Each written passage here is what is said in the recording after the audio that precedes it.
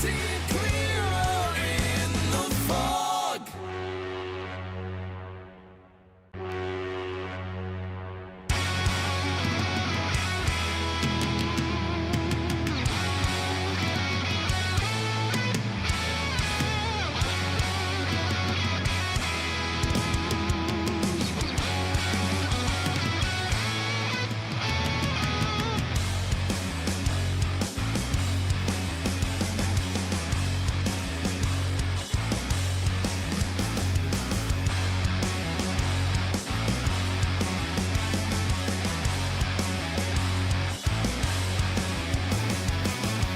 I'm exiled to the greener grass, searching for the uncertain haze.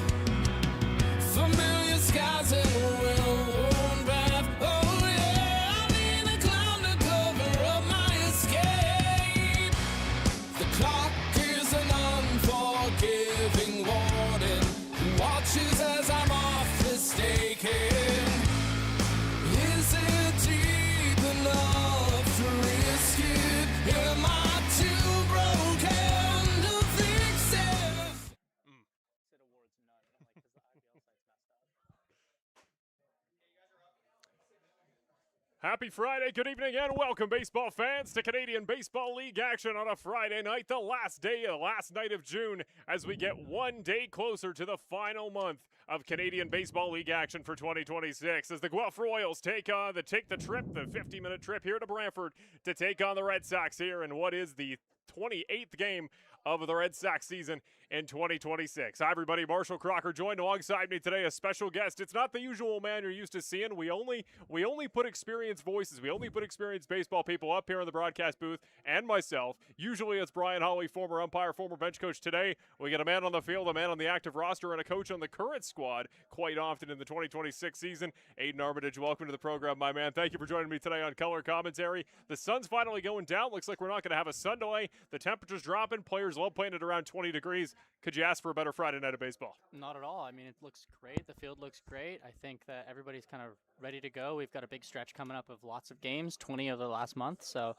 I feel like it's a great way to kind of kick off this last stretch of the CBL regular season. We do so much speculating up here in the broadcast booth. What's going on in the clubhouse? What's the feeling? What's the emotion? Today we can just go right to the source. We can ask a man who's down there himself every week.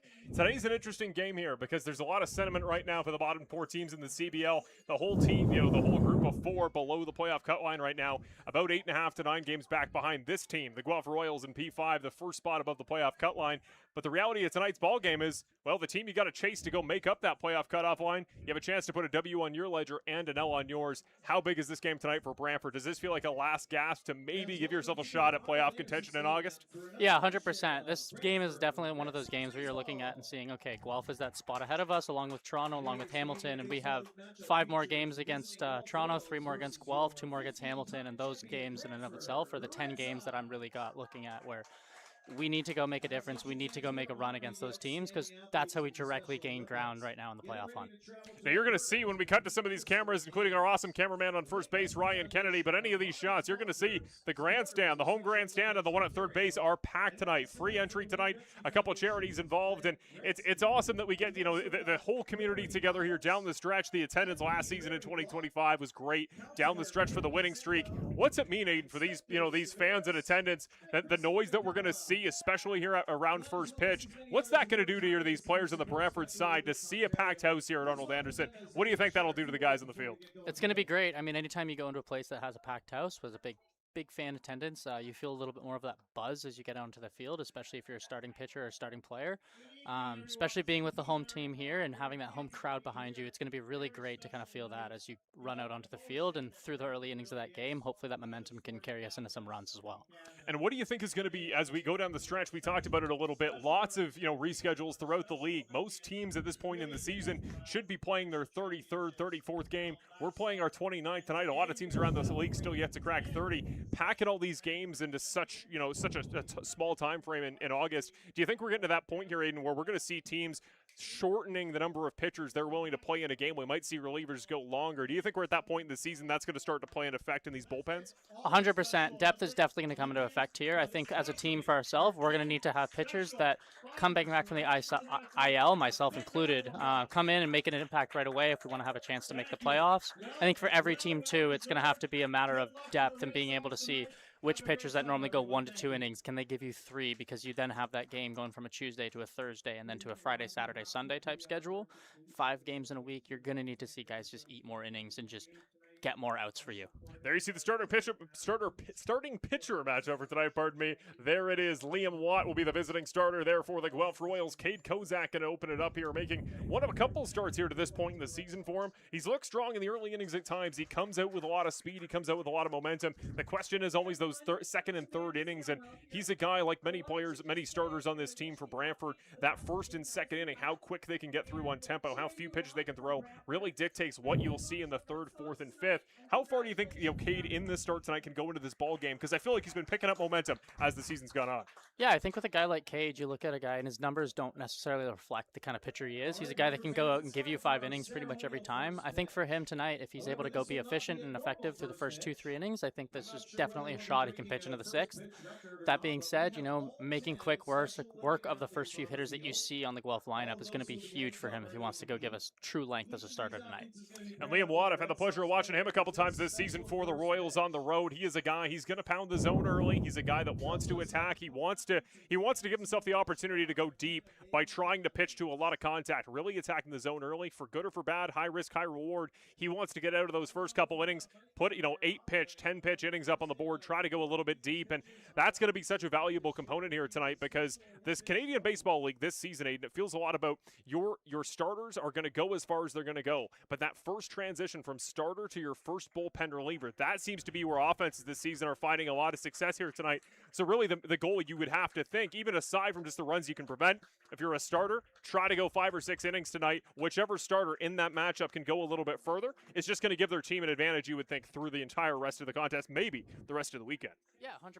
I think when you're looking at a weekend like this and the types of weekends you play, you have to think about it like series baseball. And I know you don't play a series against the exact same teams every single weekend, but you have to think of each game as a 3-game set. And within those sets, then you're going and saying like, okay, if it's a Friday, we can't afford to use 5-6 pitchers if we're down, especially, if you're down and you need to turn to a guy that can give you that length, like you said.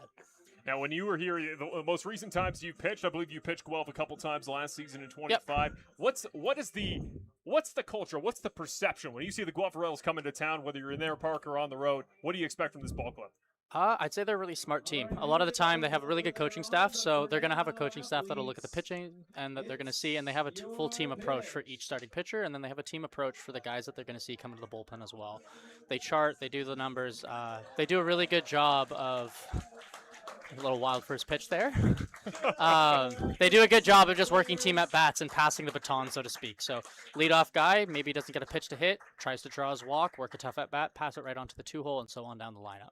It's going to be the first time we've seen their DH today, Nate Ochoa, play here in Brantford since he joined the ball club. He's one of a number of players here we just don't tend to see make appearances here at Arnold Anderson Stadium. We didn't see Ryan Rio at Barrie in my entire tenure up until earlier this season. So always fun when you get to see some of the premier sluggers in the league there. But Dos Santos, Gilbert, Geraldo, and Mascai. And we've talked about it a number of seasons. A lot of teams in the CBL this year so talented. You can try to do that kind of wraparound back in the 7, 8, 9. You kind of put your more talented, certainly getting on base talented players like J.D. Williams and of course the veteran of Andy Leader. There's just some guys here on the Guelph side tonight that I think are gonna make it so you don't really get a break. But if you look at the offensive side for Brantford as well, I think we can agree this offense, aside from the record, has been one of the best in the league this season on just a runs per inning there basis. And Cassidy Watt, he was saying to me earlier this season, he takes back everything he said about switching his plate approach to being more of a power first guy. He says this team needs that 7, 8, 9 wraparound. They just need a guy who can keep getting on base, keep being effective, and he's trying to pick his base running up a little bit. He's all the way down there in the 8 here tonight. And I think this rundown with Christian Kazemka playing second, I think this is this is blatantly everybody's got contact, everybody's got power. You don't get a batter off if you're Guelph, and I think the fact that that pop can come from anywhere, that's scary because you haven't seen that in years past in this league. No, exactly. I think that's the big difference between years past in this IBL and then this new CBL league is that you get so much more depth in hitters. You have a little bit deeper depth in bullpen arms, and you see more firepower. You see guys trying to hit the ball hard. You see guys succeeding at hitting the ball really, really hard and throwing the ball hard and doing it with efficiency. So it's interesting to see how the league's changed. But yeah, definitely you have a lot more dynamic hitters kind of through those 8-9 holes spots, and guys that can do legit damage, not just work an approach and find a way on base. Well, like we said, we shouldn't expect a sun delay. The sun just about to peek behind the clouds out there in center field. We're just finishing up the starting lineups, and we'll be a few moments away from the national anthem. Final question pre-game here for you, Aiden. You were on that ball club. You were on the 25 iteration of this Brantford Red Sox squad that went on that crazy run at the end of the season. Six in a row at home. It was the best streak in 15 years. When you got into the month of August last season, did anything change? Did anything feel different? And how do you replicate that in this 2016? I think a little bit changed in the sense that we realized that at that point of the year, we have nothing to lose. And I think kind of if we can realize right now, we truly have nothing to lose. You know, we're 7 games back of a playoff spot behind this Guelph team. And if we can just play with a little bit of reckless abandon almost and allow us to just play free, play loose, I think that's going to be the big key in us just making that same run that we did last year. But as far as a talent perspective goes, this is the most talented team I played on in Brantford. This is the best record we've had at this point in the season in Brantford and the most we've been in playoff contention. So it's a fun year for sure. Yeah, I just think loosening up, playing really free, I think that's going to be the key to us going and making that run and making a little playoff push here at the end. Nobody wants to talk about it because the expectation this year, even with the limited playoff size playoff pool with only the 5 teams, nobody wanted to say it, but the goal has been playoffs. I think we can agree, though, for the last couple seasons, trying to work the way out of the bottom, it being so competitive, even just to get out of that 9-hole. The fact Brantford only a game out at this point from getting all the way back to the 6, being the first team out. You never want to, move the goalposts until you're mathematically eliminated from the playoffs. But there's a lot of success to be found, and I hope the players in the locker room and in the dugout before the game know every win is meaningful to these fans here that have done such a great job to show out, find support. These home wins. I know this team. I know Terry Smith. I know he loves to win at home. Tonight we'll see if we have another opportunity to see a home win here at Arnold Anderson. We're going to take a moment away from the national anthem. When we're back, we'll get right going for tonight's first pitch.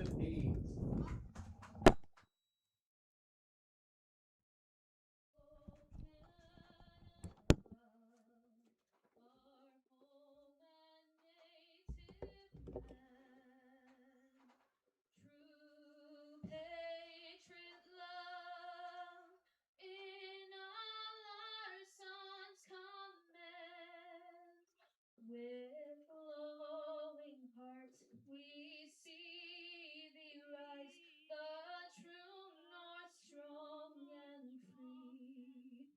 From far and wide, oh Canada, we stand on guard for thee. God keep our land glorious and free. Oh, Canada, we stand on guard for thee. Oh, Canada, we stand on guard for thee. Give her a big round of applause. Thank you so much. And welcome back. National Anthem's done. We are ready for Friday Night Baseball here at Arnold Anderson Stadium. Let's introduce you to the first offense we're going to see here tonight, the visiting Guelph Royals side. Well, we talked about it.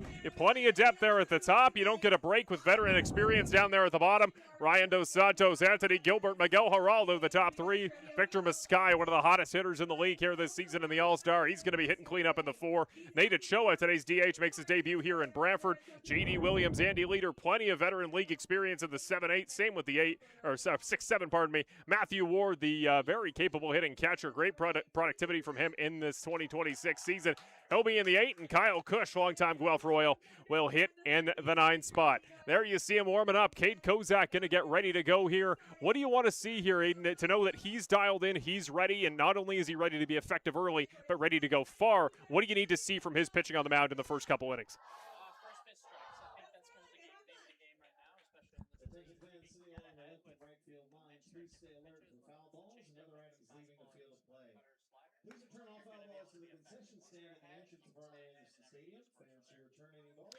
And the defense here for the Brantford Red Sox tonight, more or less what we've seen in the recent past. There you see the unit. Infield behind the plate, it's going to be Andrew Savage here tonight. Cass is going to get the night off on defense. He's going to hit in the DH spot as he often does. It's going to be Holick in the hot corner. Left to right, we go Jacob Cantor, of course, back at shortstop after his brief break in the injury stint middle of the season. Christian Kazemka, he's the man trying to go around the world in 80 positions. He feels like he's in a different spot in the defensive chart every week. Tonight, he's going to start at second base. Always tough in that little hop off the dirt. We'll see how he can play those tough bounces there at second base. Of course, Chris Ortega back as he has been most of the season since the All-Star break there in the first base position. Left to right in the outfield, Ian and Tone. Nick will play in the outfield tonight. Holkern down the middle, and Brody Black out there on the right corner. This unit, we've talked about it all season here, Aiden. We haven't had a lot of continuity through the start of the season. There's been so many different moving pieces, so many players trying to find their footing, a lot of utility guys. That unit on defense has been about the same the last couple weeks. Feels like they've been starting to click, cohesively the longer they play together. Yeah, I think when you look at a team and a league that just doesn't have the crazy sample size that some of their partner leagues do or affiliate ball does, is you have to just mix guys up, give different guys different looks, let guys actually get play. And it may be a couple weeks, but in reality, that is only just 6 to 8 games. And that lets guys see if they can have a groove. It lets coaches see and evaluate, where they're at as a player. And from there, you're able to make decisions and make adjustments as you need. Second pitch of the night. This is just tied a little bit wide there for Cade Kozak. Opens it up 2-0 against Ryan Dos Santos. Yeah, big pitch coming up in the 2-0 here. If you can just go attack inside, maybe get a swing. Ooh, good pitch, missed just low. Just a little bit tight zone there. We've seen top and bottom in this AB. Got to think just a simple challenge pitch. Got to give yourself a chance here. First bat of the day, 3-0. Yeah, 100%. Dos is a guy he's going to take till 2 strikes, or at least till a strike in many occasions. Very disciplined hitter, led the IBL in walks last year and set the record. So fitting that he walks to lead off the game here. Yes, indeed. Free pass administered to the left fielder. He'll take his pass onto first. Guelph puts a base runner on their very first opportunity. Here's Anthony Gilbert. A great athlete, almost as consistent of a bat here in 2026. Gilbert's an interesting one. Came from the Capitals out of Quebec. Is also a Quebec boy himself, but a very talented hitter and a very explosive athlete. First pitch misses a little bit up high. So it's Dos Santos there, taking about a step and a half lead there on first. I know a goal for this pitching staff as the season's gone on since the midseason break. Try to limit base runners, try to limit steals a little bit. Dos Santos, you see, there already a bit of a shuffle there. Yeah, Dos Santos is a very jumpy base runner. That one put in play, right out there towards short, bounces off the dirt, catches a bit of the leather off the glove of Cantor, and it's going to roll all the way to center. All the way around from first. Dos Santos legs it out, single, puts him on third. And Anthony Gilbert, the first hitter of the day, as that one came just barely out of the range of Cantor. I think Jacob thought he had it timed up. Just barely misses the bouncer. Yeah, that's a tough one for Kate there. Does his job, gets a ground ball, but just can't come up with it. So got to just try and go get another ground ball right now. It's going to take a lot more plays than one to shake the confidence of really one of the most consistent shortstops, certainly one of the rangiest shortstops in the Canadian Baseball League. Yeah, agreed. Just get JC another ground ball, and you probably have another 2 outs. So just got to keep pitching, keep attacking, keep executing. First pitch right down Main Street for strike one against the 2026 All-Star. It's Santiago, Dominican Republic's Miguel Geraldo. Former Jays prospect, got up to AAA with the Blue Jays. Played in Buffalo for, I think, a couple years. Very, very explosive swing. You can see kind of the twitch in his leg. He's waiting for that inner half fastball and just wants to go extend and turn on it. Missed a little bit wide. There is Kozak. In terms of the scouting report, in terms of the prep, the arms here for Brantford this season, would you say pretty well-studied bunch when it comes to knowing the elite hitters they're going to face? Yeah, I think we have a bench coach, Taichi Nakamura, who's come in middle of the season, and he's done a really good job. Ball put in play out there towards second. Come on, Kazemka gloves it on the bounce. For one, he'll get 2, but the run will come home to score. They put a couple outs on the board. Guelph puts a crooked number out there on the scoreboard. A nice play there, though, by Christian Kazemka in his first appearance at second base in a little while. Yeah, that's a great play by Kuz there. Jumping in, ball's going to find you almost immediately anytime you're playing in a new spot. Good feet there to get the turn to JC and then get the second out there. So the leadoff walk from Dos Santos means he'll eventually come around to score and open the scoring for Guelph, but the base is now empty. Plenty of free real estate.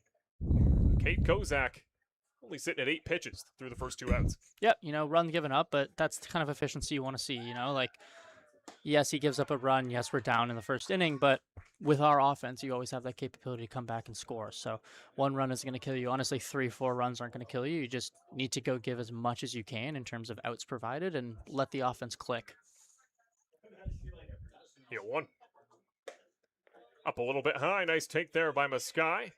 The Like the pitch 25-year-old there, from too. Brazil there, one of many international players. Pretty much feels like the entirety of the batting order here, certainly down the middle here for Guelph. Mascai's a very accomplished hitter. Played in the WBC for Team Brazil and actually ended up taking Michael Walker deep for a home run, which is always a pretty cool thing to have in this league. Same with the guy on deck, Nate Ochoa, not a WBC guy, but an affiliate guy and a high school draft pick. Also a buddy of mine too. Trying out the two-way stuff on the mound. So he's been up into the low 90s. He's a very talented athlete, so I'm curious to see how that's going to pay off for him. But up in the air, should go foul. Might be playable, though. Ian Antone range it out. It's going to be a few steps out of his reach, just over the picnic tables near the Beer Pagoda. Guelph certainly has a type, though. They definitely look for guys that can just play multiple positions, and even if that's multiple corner positions like Maskai, who can play first base and the corner outfield, or a guy like Ochoa who can probably play 8 of the 9 positions on the field with efficiency. So they just look for guys that are athletic, adaptable, and really just like to play ball in any capacity. 2-2, 2 outs. Gets Good a piece pitch. of that one as he tips that back. Nice heads-up play there by Maskai, but I like that pitch up high on the inside, and nice to challenge. Like you were talking about, a lot of these hitters for Guelph, they always like the profile. They're going to swing at something in tight in the zone because they feel like they have the rotation to get it. If you're going to challenge, sometimes it's best to just go right up in their kitchen. Yeah, I love pitching inside. I love the idea of kind of getting it in and forcing someone to great pitch. Swing and a miss on a nasty breaking ball. The hardest we've seen any of those pitches drop here tonight, and it'll get him out of the first inning. Like you said, what do you think? You have the leadoff walk there. Gilbert gets on with a nice piece of hitting. After that, though, the defense steps up and you get out without too much damage. Yeah, like sometimes you're going to get got, especially early in the game. You're fighting a little bit of feel in the mound. You haven't seen a hitter in the box yet. Say if you're going to walk somebody, you might as well do it on 4 pitches if it's going to be an uncompetitive walk, and then you can just move on to the next, get a couple ground balls, and a strikeout to finish it. So good inning by Cade there to get us going. Be interested to see how our offense comes out against Watt, former Dallas Baptist arm. Yes, indeed. What should we expect from him? What kind of hitters are going to be advantaged? And then when it comes to guys that might struggle the way Watt wants to attack, who's going to have a good night? Who's going to have a rough night against this guy? It'll be interesting to see. Watt's a guy, he was a weekend starter at Dallas Baptist. It's a pretty good Mater school in Texas, Division I as well. So he knows how to pitch, he knows how to attack good hitters, and he knows how to fill up the zone. I think we're going to see a lot of strikes and a lot of different mix early. I think that lefties may struggle to stay on him just a little bit, just due to the lefty-lefty matchup. But I do think that our righties, if they can go out and attack fastballs early, and if he's leaving them through the middle of the plate, we should have a pretty good day against them. Let's take a look here at the Brantford Red Sox offense tonight. It's a unit that has become pretty formulaic, pretty consistent since the All-Star break. Jacob Cantor, of course, going to lead it off, one of the fan favorites from Philadelphia, Pennsylvania. Always got to say hi to his parents. They made the trip out here one of these days. Tim Holick's parents in attendance today, coming over from the East Coast. I was given some smoked salmon here prior to the game. My goodness, some of the perks of the job here you don't get anywhere else. Cantor, Brody Black, Chris Ortega, the top 3, of course, the All-Star. Tim Holick, a fellow All-Star. Great to see him back, not just back on defense consistently, but in great form since his injury recovery. Andrew Savage, a fellow All-Star like himself. We really have the All-Star, decorated trio there in the 3-4-5. Christian Kazemka, today's second baseman in front of Nick Iannantone. Those two often hit right back-to-back. One DHs, the other plays left field. Cassidy Watt's going to take a day off on defense. He's going to be the designated hitter down there in the 8th spot. And Walker Holmgren, he's always great on defense. He's always the quarterback of the outfield. And we know he's got a little bit of pop here, especially at these home games. We'll see if he can provide some little bit extra zest there in the 9 spot. First pitch. Watt leads it off with a strike just on the outside against Jacob Cantor. Yeah, just as expected. First pitch fastball, attacking the zone, and good tempo right back on the rubber. This is very cognizant of a 2025 college pitcher. Someone who understands the pitch clock, understands that tempo, and just wants to go right at hitters and limit the amount of pitches he can throw and get himself as deep into this ball game as possible. 1-1, misses low on the last pitch. All right, down the middle, Cantor puts it off third base. It'll be fair. Coming around, he's going to dig for the second. Here he comes for the double. No, he's going to double back. Smart decision, would have been a very close play at second. A great piece of hitting, finds the bag by a couple of inches, and he is on with a leadoff single. Yeah, really good piece there by Cantor to stay on the changeup. That pitch had a lot of vertical drop. I don't know if you could see it on the broadcast, but I could definitely see it up here. That thing looked like it was going to be a fastball, fell right off the table. Good lower half, able to stay through it and just pull it down the line for a little single. There's a guy that wants you to hang a pitch because he knows he can put it down one of the baselines. It is Mr. Jacob Cantor just wide and outside against Brody Black, who is one of the most consistent, productive RBI contributors. If he gets a hit, he does them in big spots. He likes to bring runners home, and he's got one ahead of him on first. Nice take there down low for 2-0. Yeah, Brody is honestly one of the most dangerous hitters, I think, not just on our team, but in the entire league. In terms of just pure raw pop, I'd say he's up there with absolutely anybody. You know, not just in this league, but in other independent leagues. And you know, there is some swing and miss as showcased there, but his ability to go be aggressive and go hit the baseball hard is unrivaled in this level. The man from Stouffville, Ontario, multi-time player of the week here, formerly in the IBL, now the CBL. It's going to look at 2-1 here. Step and a half, bit of a shuffle out as Jacob Cantor stares down Liam Watt. He'll finally deal. Swing and a miss, just barely misses that one with the barrel, and Brody, he's never a guy that half swings half-heartedly. He's never going to get weak contact off a baseball he can get a piece of. He swings hard, he swings high, and he was getting a lot more home runs out of it last season. I think just kind of a regression that's going to equal its way out. I wouldn't be surprised if he goes in a bit of a hot streak through the very condensed month of August.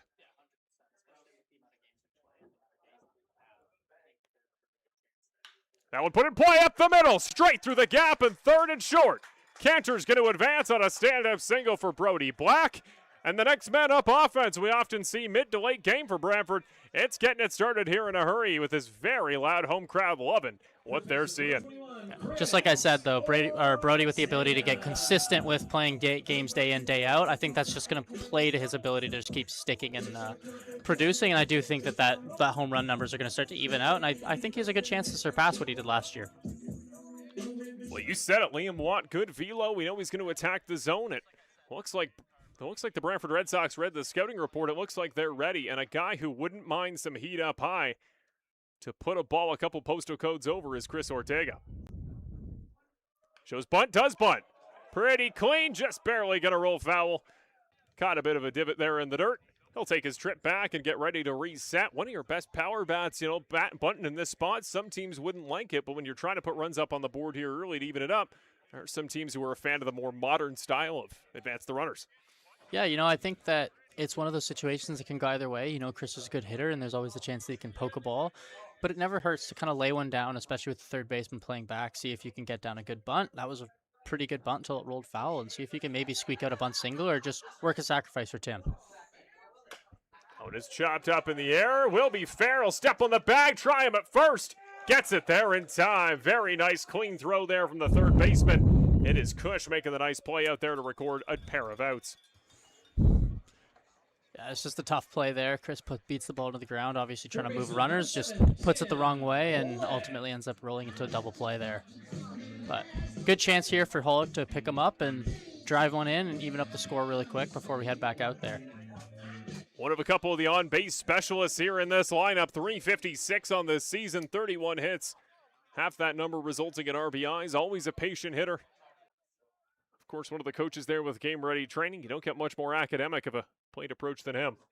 Misses low, wild pitch, rolls through the legs. And the first opportunity, Matthew Ward gets to block a ball today.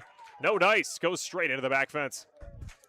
Yeah, it was an interesting pitch. It looked like it may have been a fastball that just kind of sunk a little bit more than expected and caught him off guard.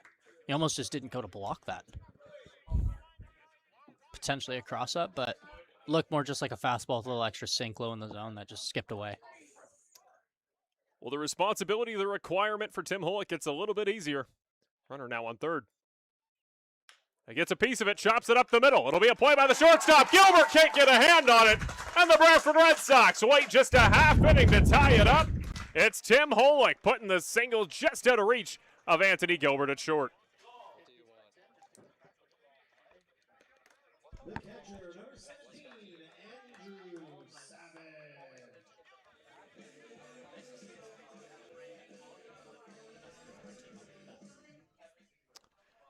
So here comes Andrew Savage. 3 hits already in front of him. Just the one nice double play there for Guelph on defense. Still room to work with. It's one thing to tie it. Why doesn't one of your all-stars try to take the lead? Gets a piece of it, tips it back into the fencing. The 1.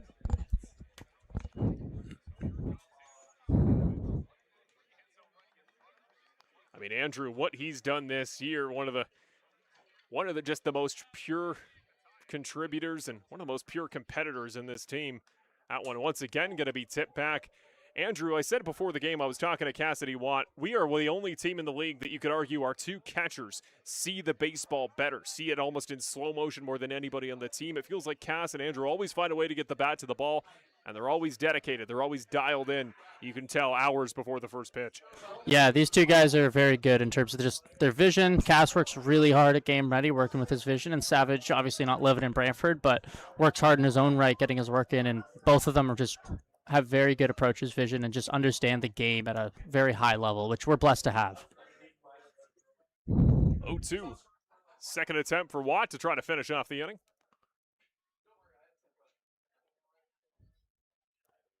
This is a little bit high, a little bit wide. Nice take there from Andrew. Yeah, just as in the scouting report, though, Watt coming right at every single hitter. We've seen balls in play on all 4 hitters so far, so...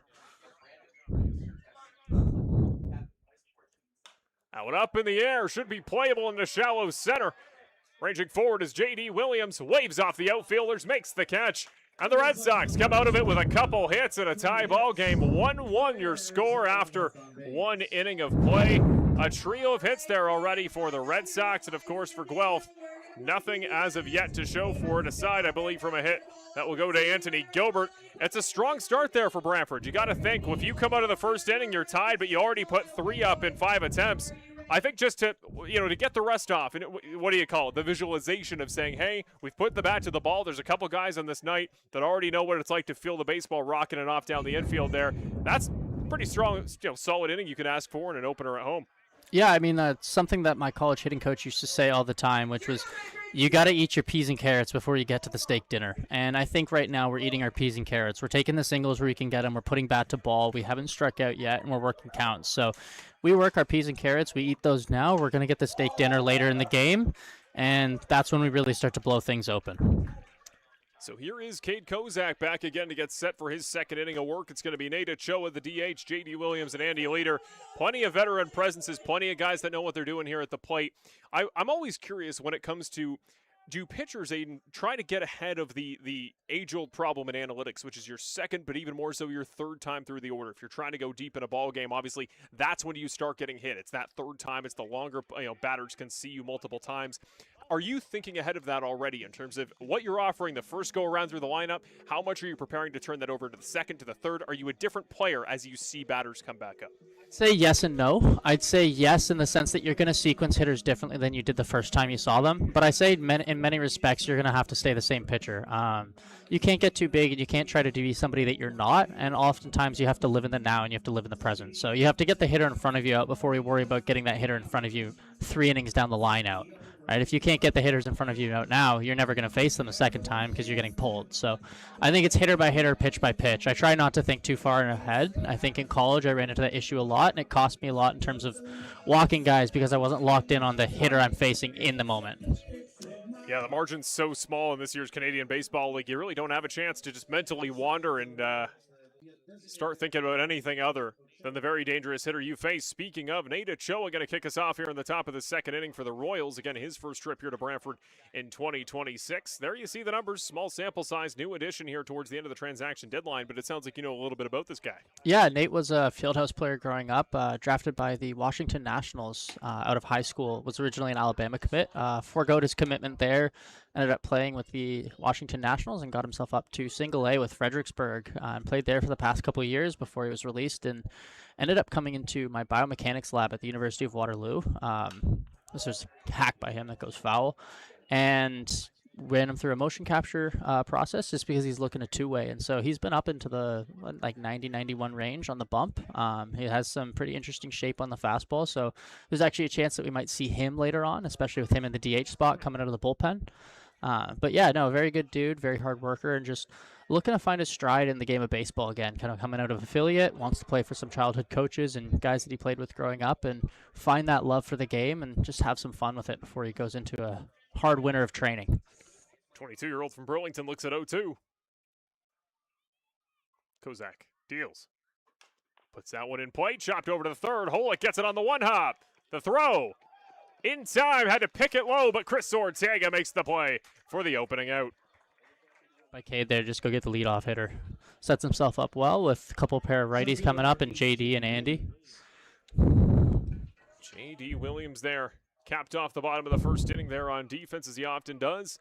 The fifth-year Guelph Royal, he's always one of the league leaders in terms of plate appearances, often used to lead off here for this team. 283 on this season, but he's been in pretty good form lately, creeping his way back up towards 300 on the season. Yeah. JD's another high school draft pick on the Guelph Royals, went to the Reds out of high school. Had himself a nice little career there before he found himself in some indie ball and then back in the CBL playing with us. Very talented player and a very good dude. Known to swipe bags there as well. Career high 16. He's been up over 9 a couple times in his Canadian Baseball League, formerly IBL career. Looks at 0-1 here once again. Kozak in a pitcher advantage count here to kick himself off. That one put in play right over there at Ortega. He is picking them well off the ground here tonight. The range not only out, but down here. Chris Ortega looking stout as he records the second out. Andy's another guy who had himself a little bit of a tough start to the season, just I think mainly with some timing issues and not getting the barrel head out front. But in speaking with to him and some of the Guelph coaching staff, it's something that he's really worked on over the past month. And now I think he's really starting to make that creep back up to the 300 line where he normally sits. Swinging and missing a little more this season than in years past. He's one of my usual color commentator Brian Hawley's favorite players he ever coaches. He puts that one in play. Chance here to end the inning. Cantor the throw. Plenty of time. Gets him to record the third out. And the Red Sox defense, Cade Kozak's challenging them. He's saying, let's pick the tempo up. Let's challenge these guys. Brian always talks about you never want to let yourself get too flat-footed. The defense has had no opportunity, but they've looked good in the small sample. Yep, no, 100%. I think that you have that air to kind of kick off the game, and then we've tightened it up. We've turned a double play. We've made 3 plays since, and I think we're starting to see this team start to click, and hopefully we can continue to ride the momentum, score a couple runs here, and continue to eat our peas and carrots offensively and attack the zone defensively. I like peas and carrots a lot. That's a Yeah. good verbiage. I'm going to start picking that up there for the future. Now, you've seen, obviously, last year's iteration of the team. You've kind of seen, I feel like, 3 eras in your time with the organization, right? Because you saw kind of the early 2020s. There was a little bit more continuity. 2023. Yeah, that team coming over. And then start of 25, it felt like things started to change with the new ownership season. And then this year, I feel like we've had so many rotations, especially everyday defenders in certain positions. When it comes to guys like Jacob Cantor, who joined this team late last season, Walker Holgren gets added at the beginning of this year. What guys have kind of picked up the torch when it comes to being what we would call the quarterbacks on defense to say, hey, I want to be a leader, kind of defer to me? What guys from the defensive side for Brantford have kind of taken that torch? I think defensively, I think JC has kind of always been the quarterback. He came in and just took charge immediately of an infield last year that really needed a true shortstop and a leader. I think Tim does a really good job of it as well. It's tougher when you play in a corner to kind of quarterback a team. And I think through the middle, both our catchers have done a really good job of coordinating, along with Walker kind of just being a very good presence in the outfield, moving guys around and just covering so much ground that it allows guys like Brody and Kuzemko when they're in the outfield to kind of cover more of the lines where they know that Walker's going to go get balls in the gap. And what is the value to those that maybe don't know the battery dynamic of a catcher and a pitcher building that continuity with one another? How important is it now that whether you're Cassidy Watt or Andrew Savage, the pitchers on this team that have played since the end of 2025 have probably only been caught by the same 2 guys? What does that continuity and those batteries mean from a pitcher development perspective? It's huge. I mean, obviously, I think the number one thing is trust. You throw to a guy more and more, you trust them more, and they also trust you more, and that allows you to get more creative with pitch calling. It gets you to be a little bit more aggressive as well. And when mistakes happen, there's a little bit more of an understanding between the 2 of you that, okay, well, mistakes are just a part of the game, and the mistakes are going to happen. But it's very important in terms of just building that trust. Up in the air, ball goes foul into the parking area. Ryan Kennedy, our cameraman, ready to grab the shot. There's still a junior game taking place out there just a field over. So I always wonder, we've had a couple that I know have gone to the junior field during their game. What do? You just call the play dead? You call time? Yeah, having played over there in a junior game and that the ball's flying over from whether it be a IBL game or a junior game happening on Arnold Anderson or just a midget game even, you just call the play dead, you throw it out of play, and they try to walk the ball over, sometimes take it and put it in a backpack. Or you return it for your free freezy. That is true. Today it might be worth it because there's no Might be. cost of admission, so might as well come over if any parents of that junior game are watching this stream too. You come out net positive. You get your freezy, no entry. There you go. Exactly. Maybe your kid can eat a hot dog and you don't have to go to Dairy Queen after 2 with the ice cream truck out front. That one up in the air. Christian Kazemka keeps this one alive. It's been a talking point all season. He's worn a number of different numbers and a number of different helmets. Today we've gone to the traditional black. He's worn blue a lot of the season. He is just as versatile in his wardrobe as he is on defense, but man, he's been a valuable utility piece this season. Now he looks at 2-2. Yeah, I think for the helmets, he's been trying to find one that fits him. Swings and misses pass. First strikeout of the night. Liam Watt gets him swinging. His Windy City helmet fits him a little bit better than I think some of the Brantford ones do, so I think he'll switch back to that on occasion, but I think in recent games he's been really trying to just stick with the Navy helmet and see if he can make one of those work. As a massive noggin man, I understand his plight. My goodness. No rental car helmets for this guy. No, unfortunately not. Nick Einentone, today's guest on the newly recorded episode 4 of Brantford Red Sox Report. When's that coming out? It's going to be Wednesday on Rogers TV, a week today on Brantford Red Sox YouTube. Awesome. Be looking forward to seeing my roommate talk. Oh, boy. He loves to talk. And Great that stories one right and back, comeback right at the pitcher. It's No going to have a chance way. here for Gilbert. No way does he make that play. it's a really good job by Gilbert to stick off the bounce off of Watt's glove and pick that ball cleanly and then make a great throw on the run to get Nick, who's hustling down the line. Now that must be tougher than it looks there on TV there, Aiden, because he has the initial ball come off, redirects. You must just be seeing the baseball right off the bat from the shortstop. To have that deflection, how much tougher would that be to grab? Yeah, it's tough because you're really trying to get deep on a ball that's hit hard, and then the second that hits a glove, it slows down. So you have to change direction, make a more direct route to that ball, and then you still have to work through it and make a throw.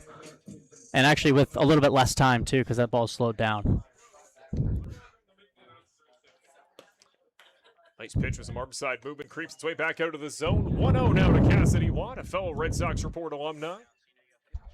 One of the real locker room leaders of this ball club.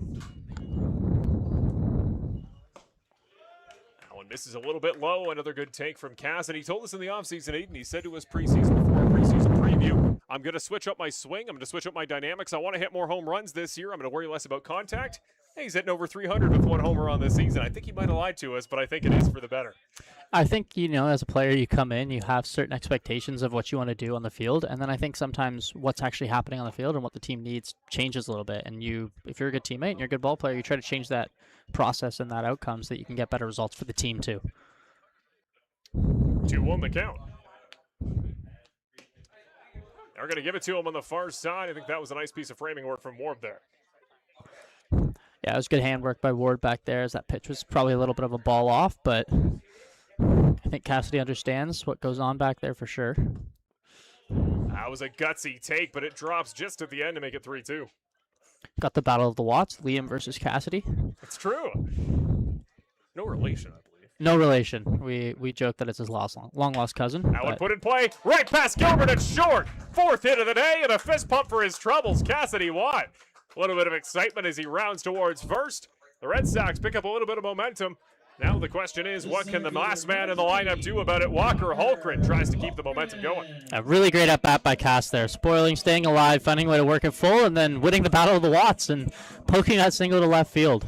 Not every single Cass Watt won. equal. He's got him up to 30 pitches already, and you're right. 1-1 in the battle of the Watts. We'll see if Liam goes far enough to give himself an extra shot at round 2. I think it'd be fun to see a little bit of a best of 3. Make sure he sees the lineup 3 times too. Give us a little bit of a better shot seeing him more and more, but... Holgren throws heads it up. back.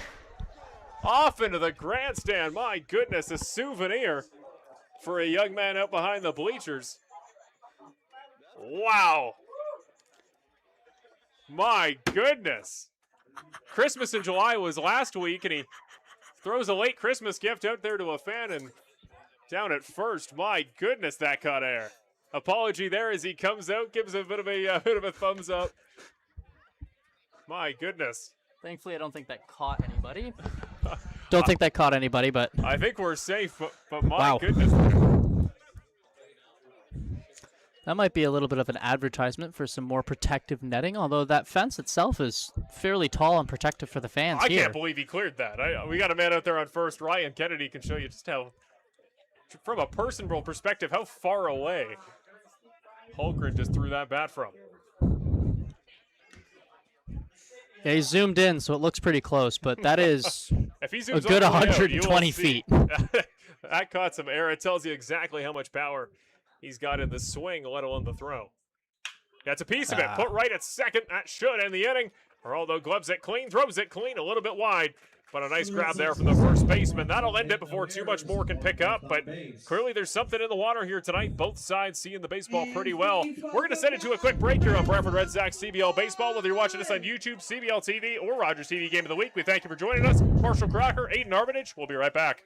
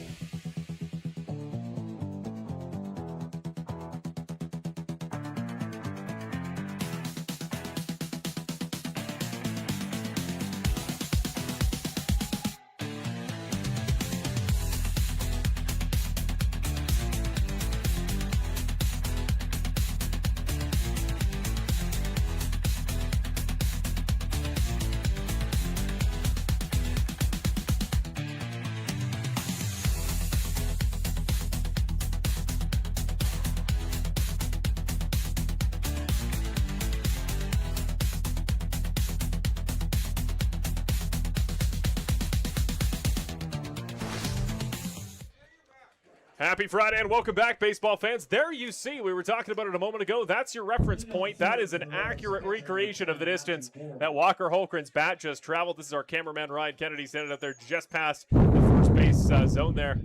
My goodness, that caught some air, didn't it, Aiden? Yeah, that bat went far. Sometimes you swing and the bat just slips on out. You need to add a little bit more pine tar. I know that these bats came in today for a lot of the guys, so not shocked that they're a little bit slick still. First pitch right down Main Street on the catcher. Matthew Ward going to kick off the top of the third. Yeah, good adjustment by Kozak so far, just coming in and attacking the zone after his leadoff walk to start the game. Sometimes those just happen, and you settle in right after that. Misses on that one for strike two. Good start here once again for Cade, sitting at just 22 pitches to record the first 6 outs and 2 strikes. Yeah, that pitch looked good. Had a lot of depth on it. Looked like it was a fastball to the hand. Fell off the table a little bit for a changeup. Wouldn't be shocked if they go right back to it here. 0-2. Gets a piece Great of it. Puts it out to changeup. second. Here's Kozebka. Plenty of time. Nice throw. First out of the inning. Yeah, went right back to the changeup and worked really well getting the out there. So when you're trying to consider as a pitcher, you need to mix up what you're offering. You need to change the tempo. You need to change the pattern. What's the balance? You're trying to change up what you're throwing. You're trying to keep it predictable, but you can't come in with something too pre-planned because they can pick up on it. What's that dance? What's that relationship like when you know, okay, I think this guy's starting to figure out my rhythm? How do you randomize while still keeping in your own rhythm? I think pitcher to pitcher, it varies a lot. I think personally for me, I come in and I know that I'm a guy who has to establish changeup. If I can establish the changeup, I can play my fastball in off of that, and then I can play the slider curveball off of that as well. I think for a guy like Cade, he's a guy that needs to establish his fastball inside. And I think you go and you figure out, okay, I need to establish this pitch. And then you go, now my pitch routine can kind of branch off of the establishment of this initial pitch that I like. You know, for Cade, he's established fastball inside. Now he's able to mix in the slider. He's able to mix the changeups down against the righties. And I think that's right now why he's continuing to have success. And hopefully that can maintain through the game. Here's the other number 9 hitter tonight. This time for the Guelph Royals is Kyle Cush, now looking at 0-2 after putting one to the dirt off a redeflect. One off the bat, one off his leg, one out of play. We've seen a lot of that in the CBL this week. A couple of potential Lower leg injuries off deflections in a Kitchener game on Tuesday. Is that Check one? that. They're going to say no swing off there at third. I thought he had a pretty good case, but just checks up in time. So 1-2 now here for Kozak.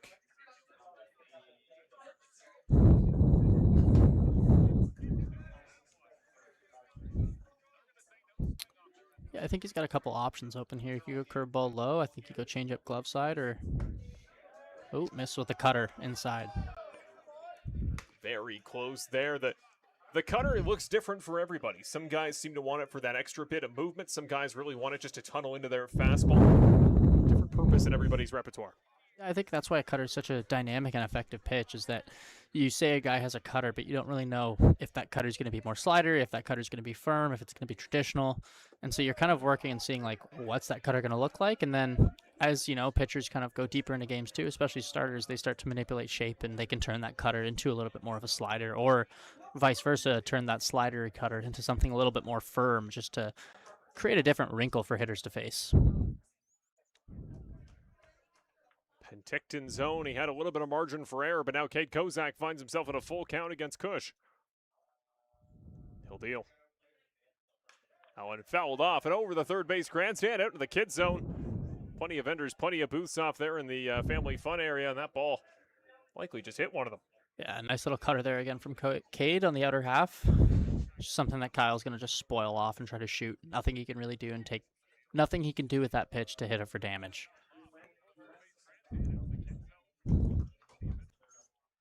Count. That one out to left. Ranging back, Ian Antone takes a few steps. Nice first step there for today's left fielder. Nick and Kazemka go back and forth, but usually Nick looks like he's in rhythm. That first step is always right. I think Christian might have a little bit more range, but Nick always just locks it down with all his years of college outfield experience. Having guys that can actually play defense and, you know, field the positions or field multiple positions that are also guys that you can use as DHs. Someone like Cassidy can play catcher, obviously, but he's a pretty good first baseman and actually a very good corner outfielder as well with a very good arm. And see someone like Kuz is playing all over the place. You know, we have Charlie Towers, one of our new additions. Yeah. He's had some time in the outfield. He's an infielder by trade as well. AJ Carosas plays all three infield positions. So and even like Lucas Bateman and someone who can play some infield positions, but he actually is a catcher by trade too. So it just allows for a lot of versatility. Ooh, good pitch. Pitch drops in. They don't give him the call. I think they're going to say just a tiny bit high, pardon me. This is Ryan Dos Santos up for the second time. He was walked to open up the ball game, but since then, not much more productivity for the Guelph offense off Kozak. The 1-1. That one put in play right at short. Catcher fields it cleanly on the glove. The transfer, close play, bang, bang, they give it to Ortega. The Red Sox get out of 3 innings in plenty of quick succession. Make that 7 consecutive outs for Kozak. 8 consecutive, including a double play. He's looking pretty strong in his season and career high here, Aiden. Most batters faced in a ball game. 23 against who else? Guelph earlier this season. He's back in that form early. Yeah, 100%. Cade's going in there and attacking and making quick work of each hitter. And even in that full count there, just finding a way to get an out and just move on to the next hitter without a guy on base. So from a pitcher's perspective, as the defense gets off to another good start here tonight, all the big pieces are back. We expected, obviously Cantor, Holick, we expected these guys to be fixtures every night on defense.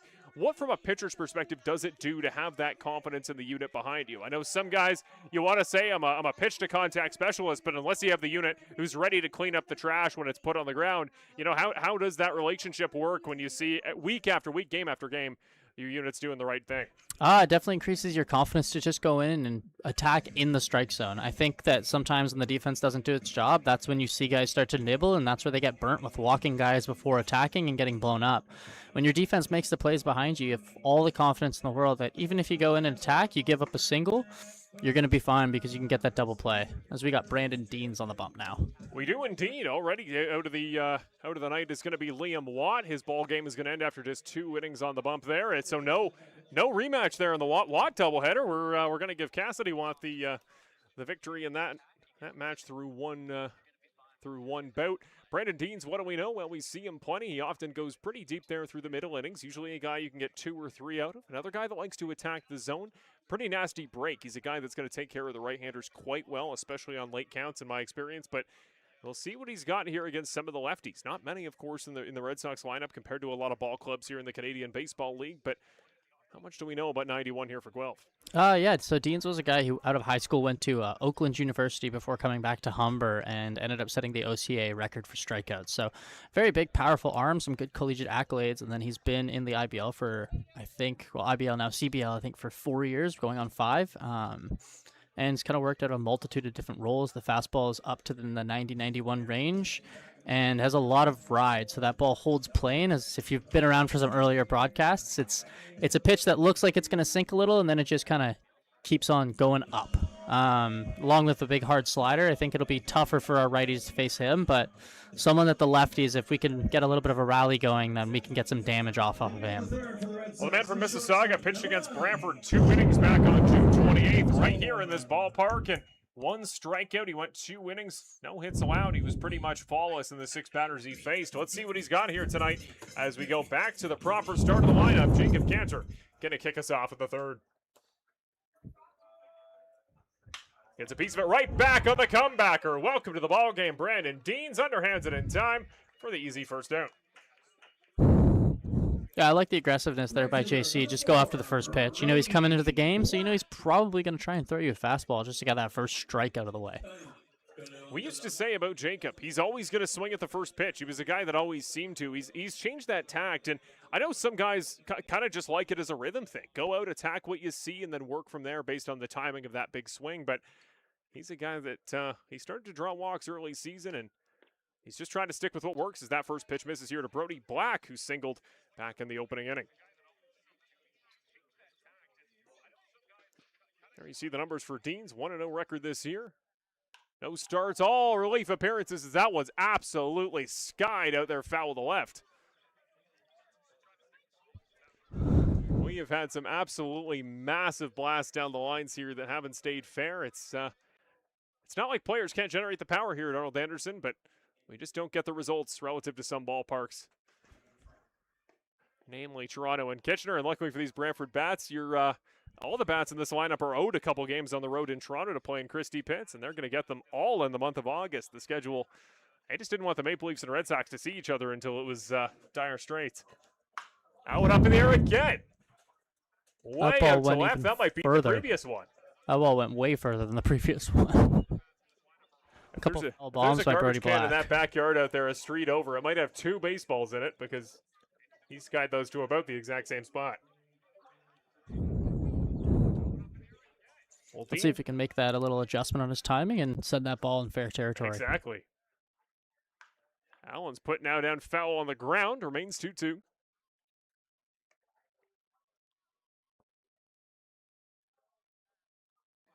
It's hard not to get shaken, isn't it there? You know he missed if you're Deans. You know he didn't put the ball going the right direction, but to see he crushed that and timed it up that hard, you got to be worried here on 2-2. Just barely misses on the high heater. Nice pitch there by Deans for his first K of the outing. Yeah, I think that's one of those ones where as a pitcher you just have to go, all right, those might be crushed down the line, but you have to just say, okay, long strike, and move on and just try and just get out of your head about how far that ball went, because at the end of the day, it was a positive result for you. It was a strike. Chris Ortega grounded into a double last time he was up in the opening at bat of his ball game. We'll see what he can do in a second attempt. First time he's faced Deans. Just up high and plenty of room to the outside of the zone for strike one. Chris often takes that first pitch. He's a different guy. Wants to see it, wants to visualize, okay, what are you going to give me? But the margins are fine for pitchers. If Chris gets a pitch he can hit, he's probably going to crush it. Yeah, Chris is going to try and be patient, maybe see a couple early, and then as you kind of start to get working deeper into that count, that's where he starts to really get dangerous. He's a guy that you can get him in an 0-2 count, and he will spoil and foul everything off until it's 2-2 or 3-2, and then you try to come in the zone at him, and he hits that ball hard. Just barely misses with the tip of the barrel on that one for strike two, and yeah, he's a guy that he's not a pure slugger. I know the numbers say, I know the hard hit balls and his a lot of his exit velos would indicate he's just a pure gonna swing hard guy, but that patience is there. He's got a really strong contact swing, good mechanics. He's more of a pure hitter than he is a Giancarlo Stanton type, we'll say. I would actually argue that Chris isn't a power hitter. Chris is a contact guy. Short. Gilbert's going to try to make the play on the run. Plenty of time. Gets it there for the third out, and this ball game is motoring. We always talk about it, dinner reservation games. These pitchers on both sides want to get out of this one on a Friday night, and they're doing it. 1-1 still your score through 3. Yeah, and as I was saying about Chris, I do think that he's less of a power hitter and more of a contact hitter that just has a tremendous amount of strength. You know, seeing him in BP, there's swings where it's obvious that it's, you know, he's working hit and run, and he's still able to drive that ball hard into the right center gap. Well, Marshall Crocker joined alongside Aiden Armitage, former All-Star, former, longtime Red Sox pitcher here the last couple seasons. I believe the first game I ever called here at Arnold Anderson Stadium, you were the man on the bump, and you're also a former commentator in your own right, if you couldn't tell at home. This is a guy with some experience up here in the broadcast booth. Tell us a little bit about your background there, your background in broadcasting, and how does that shape the way you see the game on the field? I wouldn't say it's a background in broadcasting. That would be a little bit too generous, but I have been invited up into the booth at different occasions, especially working at the University of Waterloo and working with that team. Being on the team, but just being able to work some of the games. And there really isn't a second guy at UW, so sometimes they have me come up, talk a little bit about baseball, talk a little bit about the guys, just because I tend to do a little bit of research on who I'm playing. And yeah, I think that sums up my experience, though. I wouldn't say it's a broadcasting career or anything crazy, though. Nothing like yours. The way it works here is there's probably 2% great broadcasters, there's 2% horrible, and then there's the meaty middle in the middle 96 that's just, ho-hum, guys that know it, that do what they're doing, and the factor in that top 2% means I think you're doing something right on limited sample, and just guys that, like yourself, very clearly, very well studied, you know the opposition, you're very clearly a critical thinker, and it's what made you such an effective pitcher last season. Obviously, you make the 25 All-Star appearance. What, in terms of you're on the field, in terms of Aiden Armitage, the pitcher, what's the timeline right now? What's the future looking like? What's your place right now in your baseball life? Currently, I'm still working back from my concussion. I did have some gallbladder stuff earlier in this season that I'm still looking to get taken care of, but it's been managed. So it's been a little bit of a sick/injured season for me where I haven't really had the chance to pitch, but I'm trying to make an impact in any way I can, whether it's in the booth or whether it's helping guys out.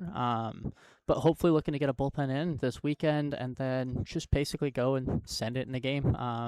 It's at the point of the year where I think there's not much season left anyways, so if I'm going to try and make a difference, it has to be soon. So we'll see what happens.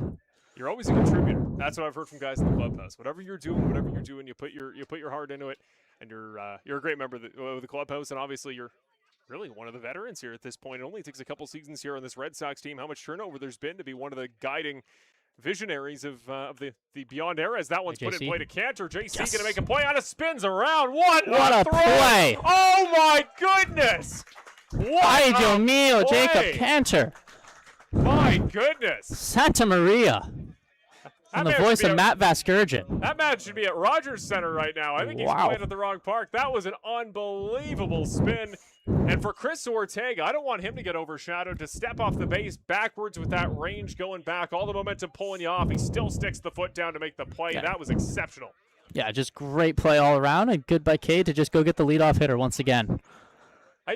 You try to keep a cool, calm, collected, stone face. He's feeling himself right now. You got to be pretty pumped at short. And when you get a little bit of swagger there on the infield defense, I don't find it often turns into lack of focus. I find it turns into guys getting that little bit more aggressive, building that confidence, and they are going to confirm it is an out there at first base. What an effort by JC. That one might end up in some highlight reels in the CBL side. Absolutely. I think that's definitely going to be a nomination for play of the week.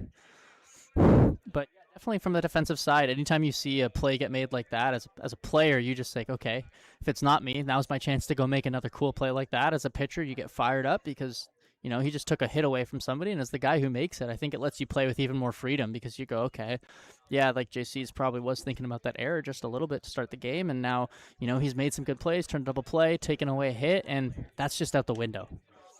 His parents, I had the chance of meeting his mom, Lisa, there when she came out to a ball game. Of course, his family down there in Philadelphia, Pennsylvania. I'm sure they're watching here tonight. How about that one for a little bit of electricity, as that one's going to miss wide, but no damage. No base runners on right now for Guelph, as Miguel Geraldo comes up for his second time. Also grounded into a double play in the 3 spot like we're taking.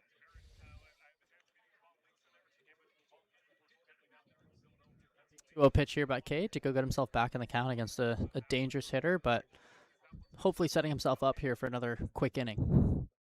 The pitch. That one chopped down, chopped forward, and off the leg again.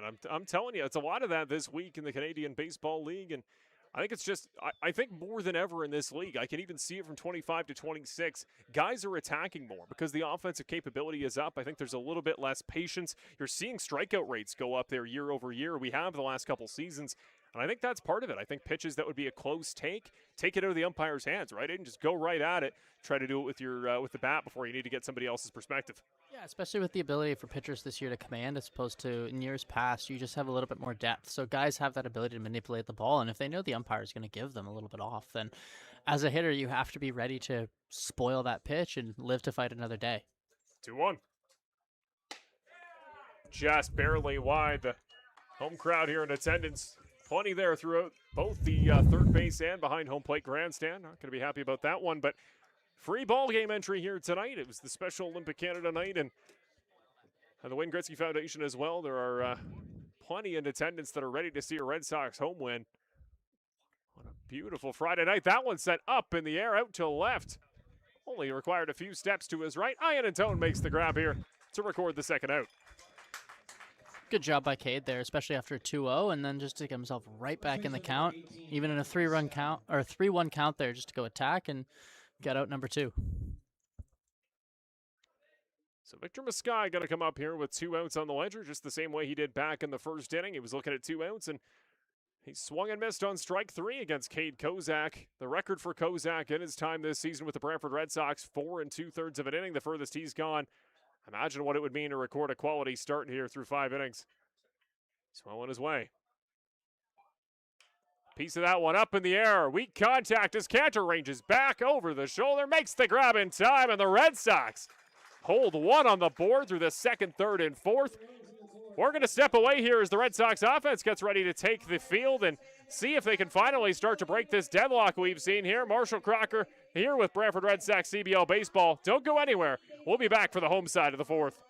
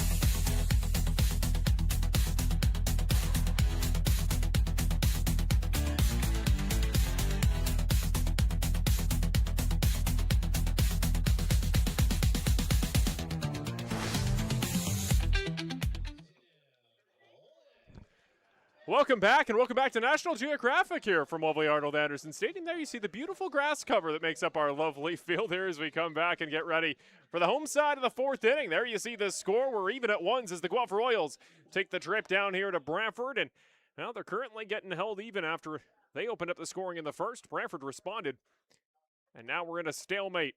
Aiden Armitage will make his way back down to the dugout. He's often a coach. He is just a presence on that team. He has plenty of baseball knowledge to offer, and he's going to go join the clubhouse to make sure he brings Brantford home with this win with as much knowledge as they can have there on the bench. But it was awesome to have him up here in the broadcast booth tonight. Going to be just solo, no Brian Hawley tonight. He is off at a tournament. He is off there coaching like he loves to do. We'll talk about another guy whose baseball knowledge and experience is much needed elsewhere here and there. Tim Holt looks at 2-0. Oh, and put in play, chopped over to third. Getting the glove on it is Kyle Cush. Misses it wide off the bag. And the first baseman's got to step back with Mascai off. register that as a single for Tim Holick. The catcher, number 17, Andrew Savage. That will go down as single number 5 on the night here for the Red Sox. Once again, they lead it off with a hit. Andrew Savage now up here next. Flew out to center field, pretty shallow out there to J.D. Williams to cap off the first inning.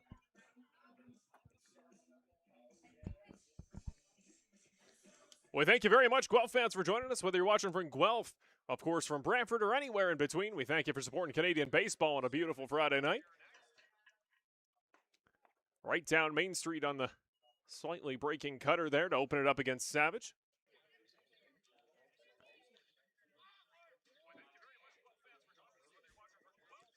Andrew looking at a little bit of company on the base pass. Tim Holick about a step and a half off first.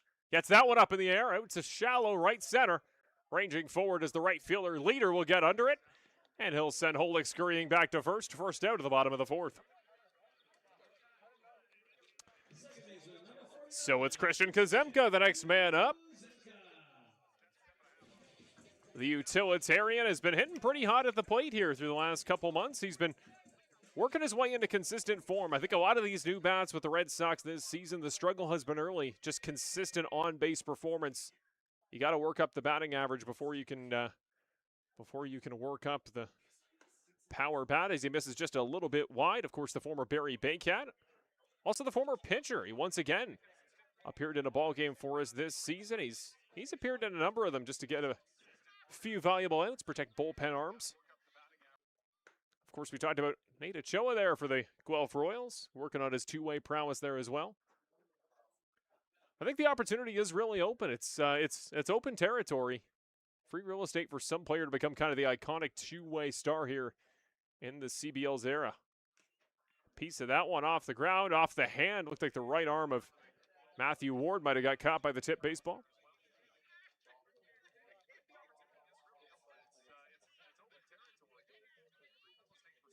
He'll check in with Deans, and now Kazemka in a very favorable position. He can kind of wait for the pitch he's sitting on. Can almost certainly expect no swing, regardless of the location of the 3-0.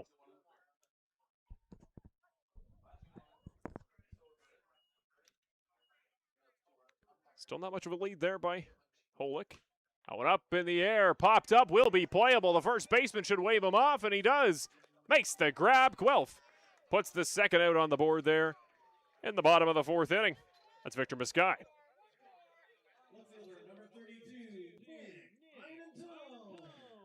So Nick Iannantone comes back up for his second time tonight. Grounded out to the shortstop, his first appearance in the second inning. Brantford leads the way in hits, but no extra base hits as of yet here in the ballgame. Not that they haven't had some hard-hit baseballs. Brody Black already two easily 350 feet plus shots, both of them just foul. Iannantone takes strike one there just on the outside corner. Very strong performance from Deans to this point. As advertised, attacking the zone high. They're going to give him the call on the outside as well. Ward and Deans loving that outside here on the lefties. Luckily for Brantford, they don't have too many to take advantage of. 0-2, 2 outs. Gets a piece of it. The bat shoots off, breaks the wood, just barely into the glove. A leader who ranges forward makes the nice catch. And Iannantone loses a piece of lumber for his troubles. The score remains one apiece. Guelph and Brantford still scoreless here through 4 innings. They both put up 1 on the scoreboard early, and it has been all radio silence since then. 2 hits for Guelph, 4 for the Red Sox. Let's take an opportunity to thank our awesome partners that make Brantford Red Sox baseball, whether you're watching us on CBL TV, YouTube, or Rogers TV Game of the Week possible. First of all, our presenting sponsor, Mr. Lubin Tires, of course, both here at the ballpark and on the broadcast. Your place for all things car maintenance and car repair. We thank Mr. Lubin Tires. Also want to thank Montana's Barbecue and Bar. It's becoming a repeating pattern.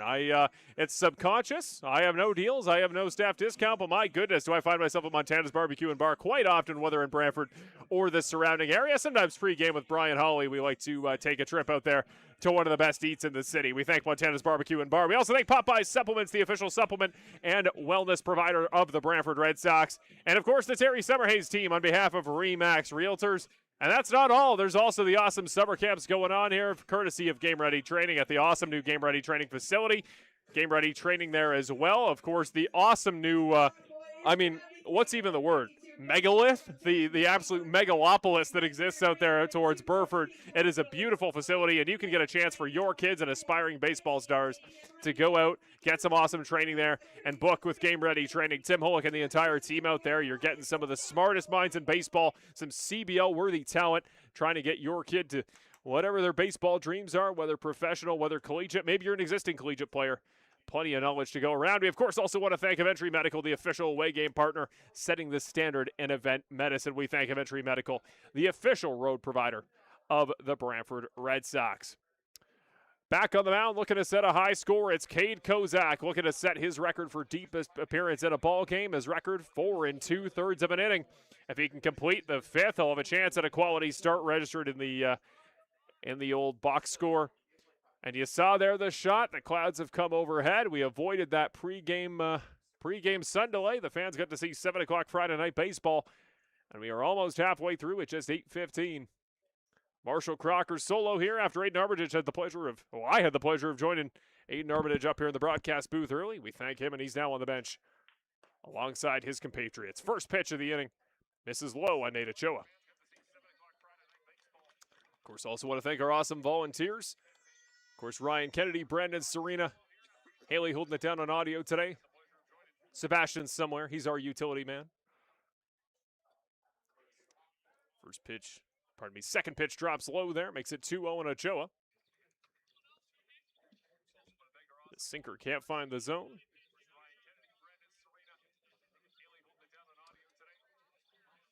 It's just the 10th at bat of the season for Nate Ochoa. That one misses wide. Makes it 3-0. He's 2 for 9 as Ochoa on this season. 1 strikeout, but no walks. He'll be looking for his first in one of these next 3 pitches.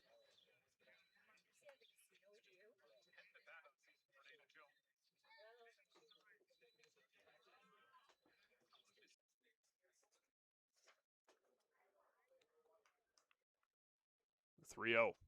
Here's Kozak.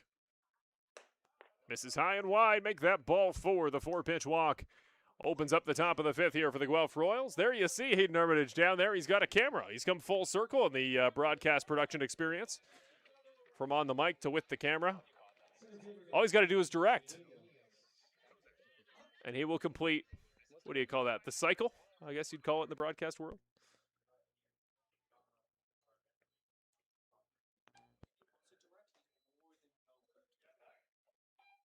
So next up, it's J.D. Williams. He's got company from Ochoa ahead of him. Shows bunt up high, and they're going to give it to him. There is ball 1. He completely steps over the plate in bunt position, but they're going to say that's going to go advantage batter.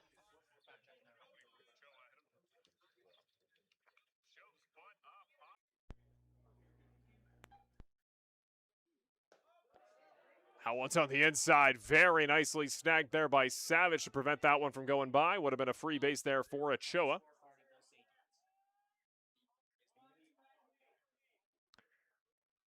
We have a messenger in the chat on YouTube from Zach Benoit. Trying to identify the identity there for Deans on the lineup card provided by Guelph. They did have Deans down tonight as 91. I know Newman has appeared in various numbers this season. That one out to shallow left center. Ranging forward, Holgren. Can he get there in time? Yes, he can on the slide. Another electric play on defense for the Red Sox. And the best offense is a good defense. And tonight, that offense has come to play. Holgren, he is well-deservedly proud with that one. You got to check the elbow because that was a hard slide down there to get out number 1. He and Cantor, we often call them the quarterbacks of the defense in their respective units. They are playing every bit of it here tonight.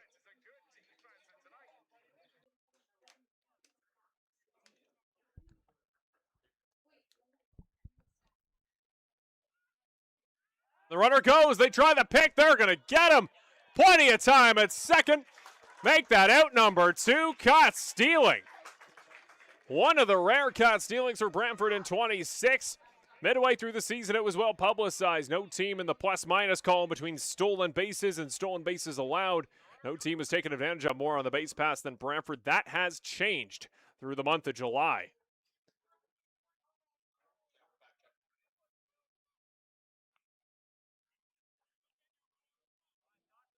Andy Leader up next. Looking at 2 outs in front of him. This slider can't slide its way all the way back in. That's ball 1 here to the veteran. He's now tied his season high, has Cade Kozak, 4 2/3 innings. It's the deepest he's gotten into a ball game this season. 23 batters faced, his high score. He might find his way into the 7th inning on 23 batters faced tonight, the pace he's going. That one up in the air, might be playable again for Holgren. Ranges back originally, steps into it, and that is out number 3. 5 innings for Cade Kozak, his new season high, and he is feeling himself. Bit of an oddity, heads back to the dugout. But Brantford Red Sox had a very busy month of August. It is going to be next man up from a bullpen perspective. Not many true starters on the team. You need to get innings in a very congested season as a result of cancellations. You need a reliever to step up, and Cade Kozak is doing just that. Walker Holgren doing plenty of work out there in center field as well. Looking around the league there off in London at Labatt. The London Majors doing what the London Majors do best. They are leading big early. 8-1 the advantage there at Labatt Park for the home side. The Kitchener Panthers, who I had the pleasure of subbing in to call a game for earlier this week on Tuesday. They are just looking to kind of break a bit of an active slump there. The pitching side I know has been off discussed for the Panthers. You play at Jack Couch. You don't exactly have the most favorable atmosphere for the pitching staff, but I think there's some bright spots, particularly in the bullpen. Guys like Alberta have looked really strong if they've been improving the late game. I think they're on the way up, but it's become very clear. The top 5 there and the bottom 4 in the CBL right now, they feel at times like they're just in different worlds, but an example to the contrary is tonight's ball game. The Red Sox look every bit the team the Guelph Royals are, but the Royals are looking for their 20th win of the season tonight. The Red Sox looking to hit double digits. There you see the out-of-town scoreboard around the rest of the Canadian Baseball League. Fergie Jenkins Field, the Chatham-Kent Barnstormers trying to just stop the slide. They've gone from a bit of a fringe contender for the playoffs to the bottom team in the CBL. They are down 7-1 early in the top third to Welland.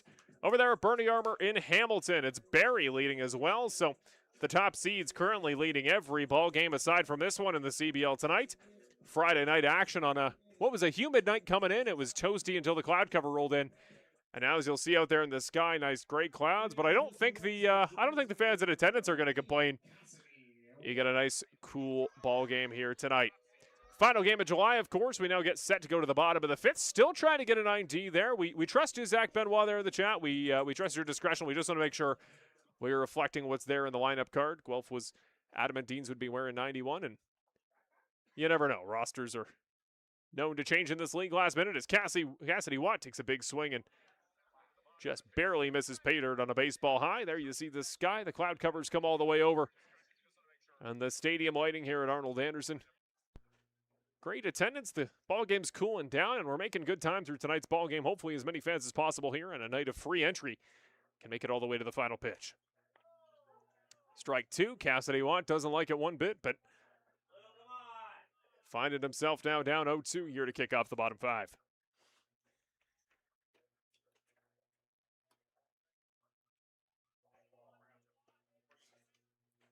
The 0-2 pitch. Misses well wide, bounces in the dirt, rolls away. Cass nods at something he just heard from the Brantford dugout.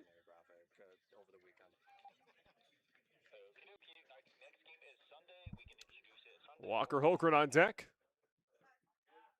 He'll come in after Cass's appearance. High and a little bit wide. Ward tries to bring it down. Home plate umpire doesn't buy it. 2-2. The infield trying to stay ready. Haven't been tested much here for Guelph in the last couple innings.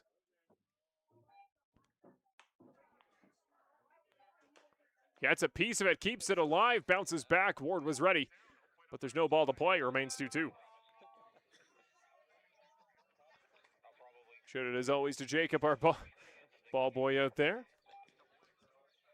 Doing a great job as always. Hopefully it won't go nearly as far past his bedtime here tonight with the start on time. 2-2. Just barely swings and misses past it. Cass keeps it alive, but he'll be sat down on strikes here by the man on the mound for Guelph.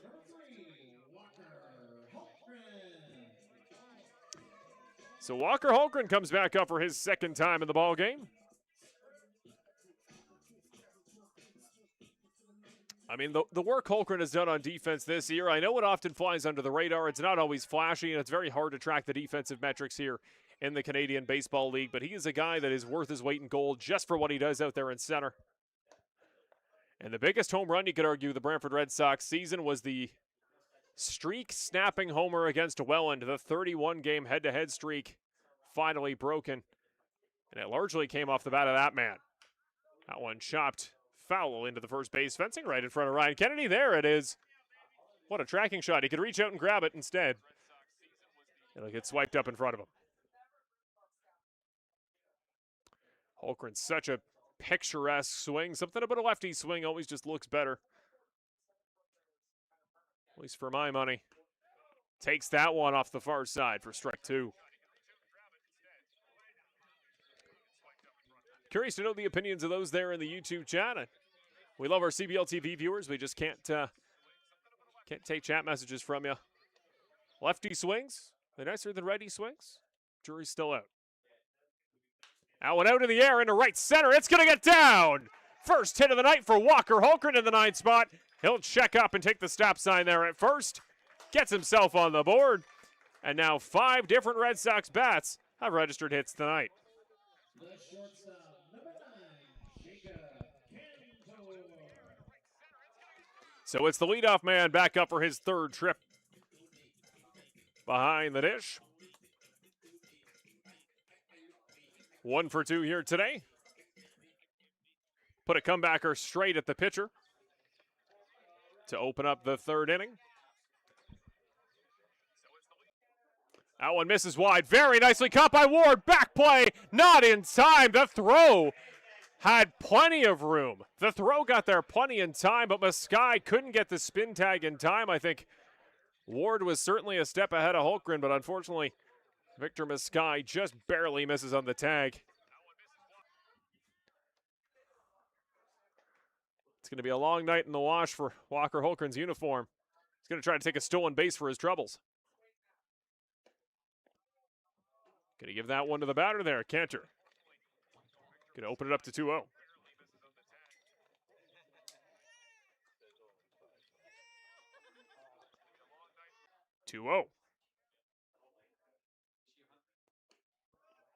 That will low in the dirt there to make it 3-0.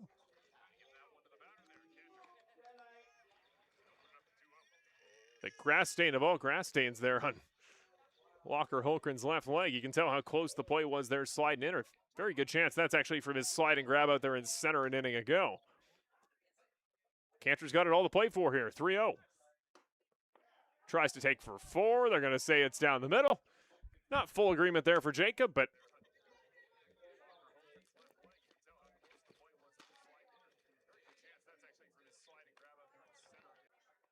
now 3-1.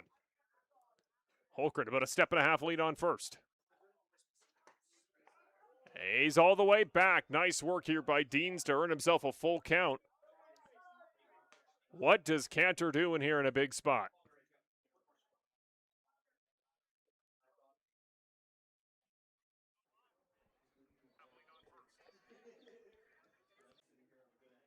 That one out in the air. Will it come down? Into the glove of leader on the liner. They might get the play back.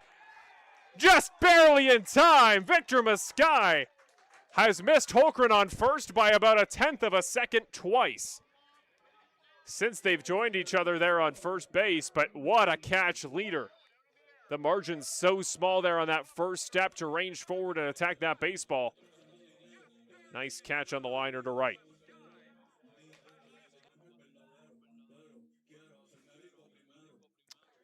Now it is Brody Black, another former Red Sox Report alumni. On the most recent released episode, he was our guest.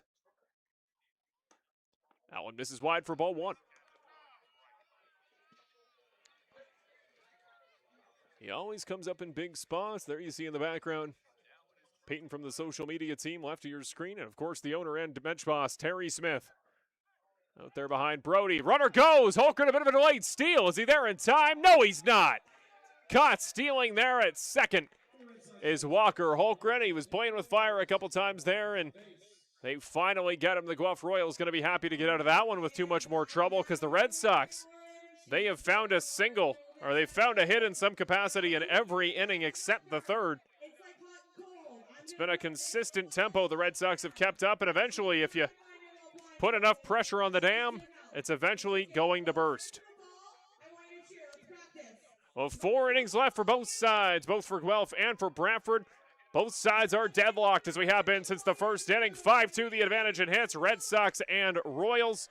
An error both ways, a run both ways. And we're going to take a 60-second break right here on Brantford Red Sox CBL Baseball presented by Mr. Lubin Tires. Don't go anywhere.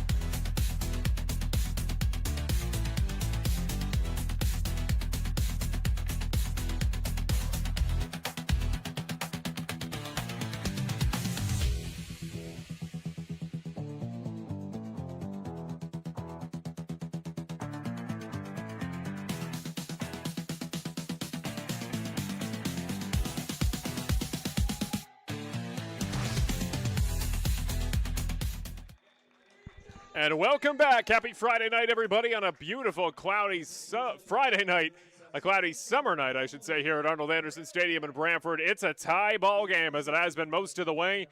You don't often get pitchers duels, good old-fashioned defensive matchups between these two squads, but tonight, the Royals and Red Sox still holding out at 1 run apiece.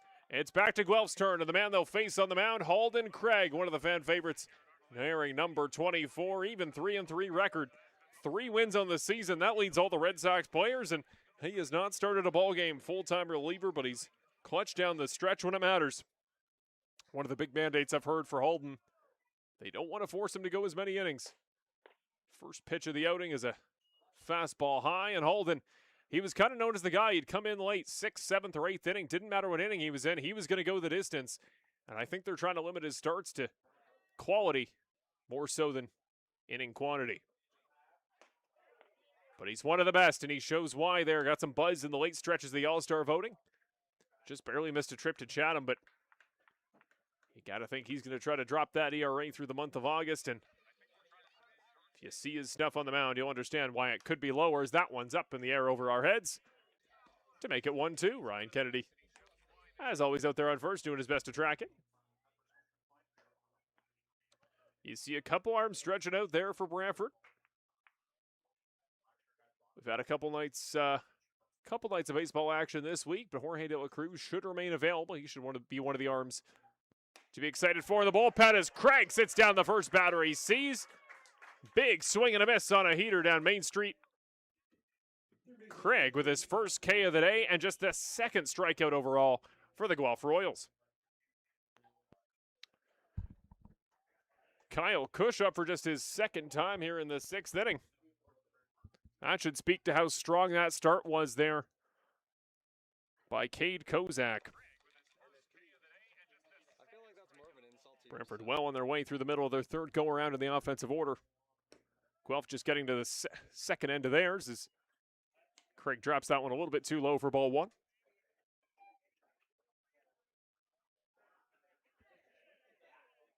Still a great turnout here at Arnold Anderson Stadium. The stands were packed at first pitch, and it might be even more packed at the 100th pitch. That one in on the far side, clips the zone for strike 1.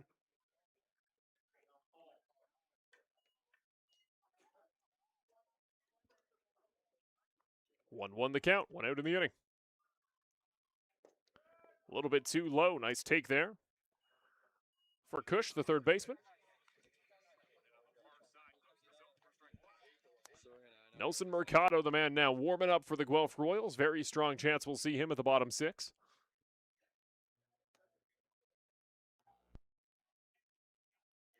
Two one. A little bit too high. Another nice take there. Very patient approach here from Cush, his second time up. He lined out pretty hard there to Ian and Tonin left back in the third inning.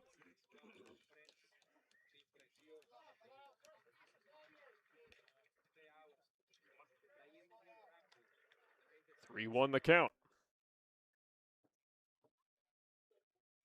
And the walk on 5 pitches. Good patience there for Cush. Going to get himself on for the first time today. Third walk of the ball game here for the Guelph Royals. Still just the pair of hits so far for Guelph's side. But now they're back to the most dangerous section of the order here is Ryan Dos Santos. Today's only run scorer here for the Royals. 0 for 1 with a walk.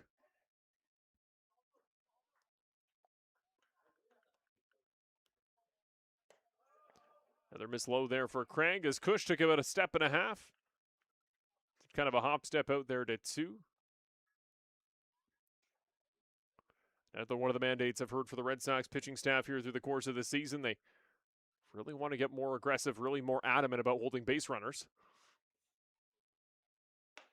They'll move it from Cush, but a strike on the outside. Craig starting to find his spot once again against the lefties. 1-1.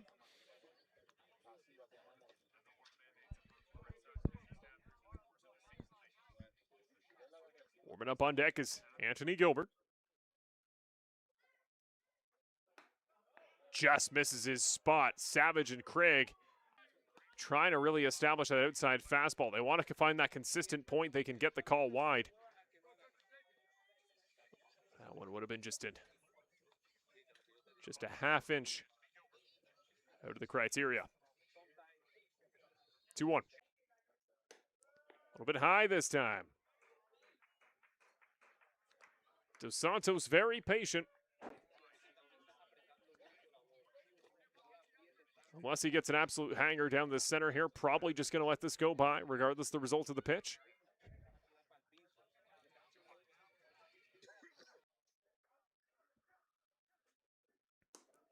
Nice strike there. He gets his spot back again.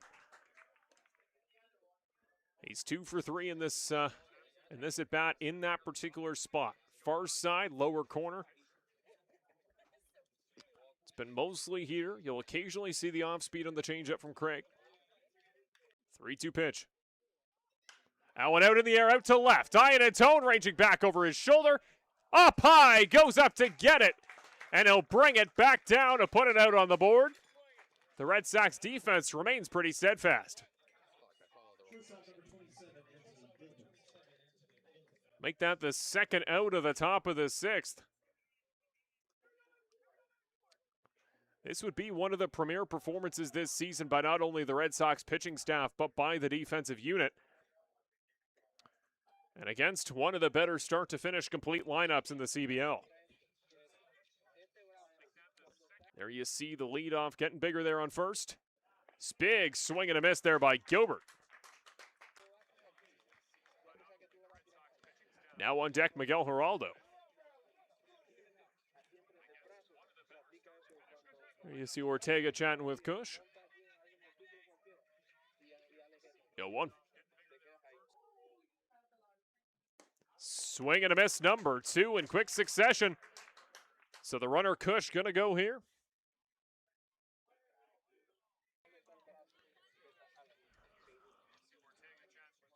We'll see what Gilbert's got on 0-2. Craig with some room to work with here.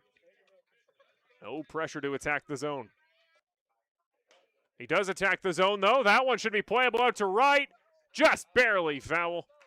Missed it by a couple feet. Brody Black will go to retrieve it.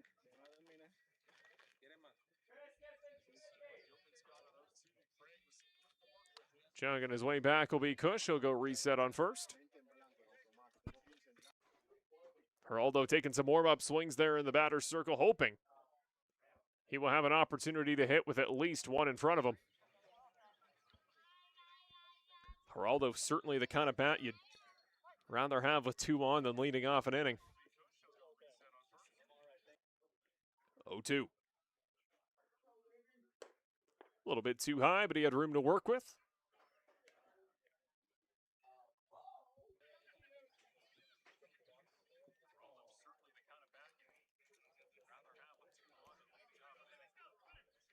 Can see a backyard campfire going on out there in the left field area.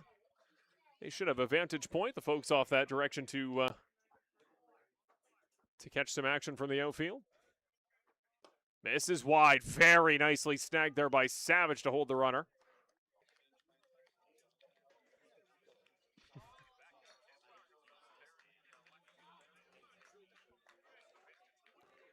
Two-two they count, 2 outs. I agree with Jordan's sentiment there on YouTube. Great turnout here tonight.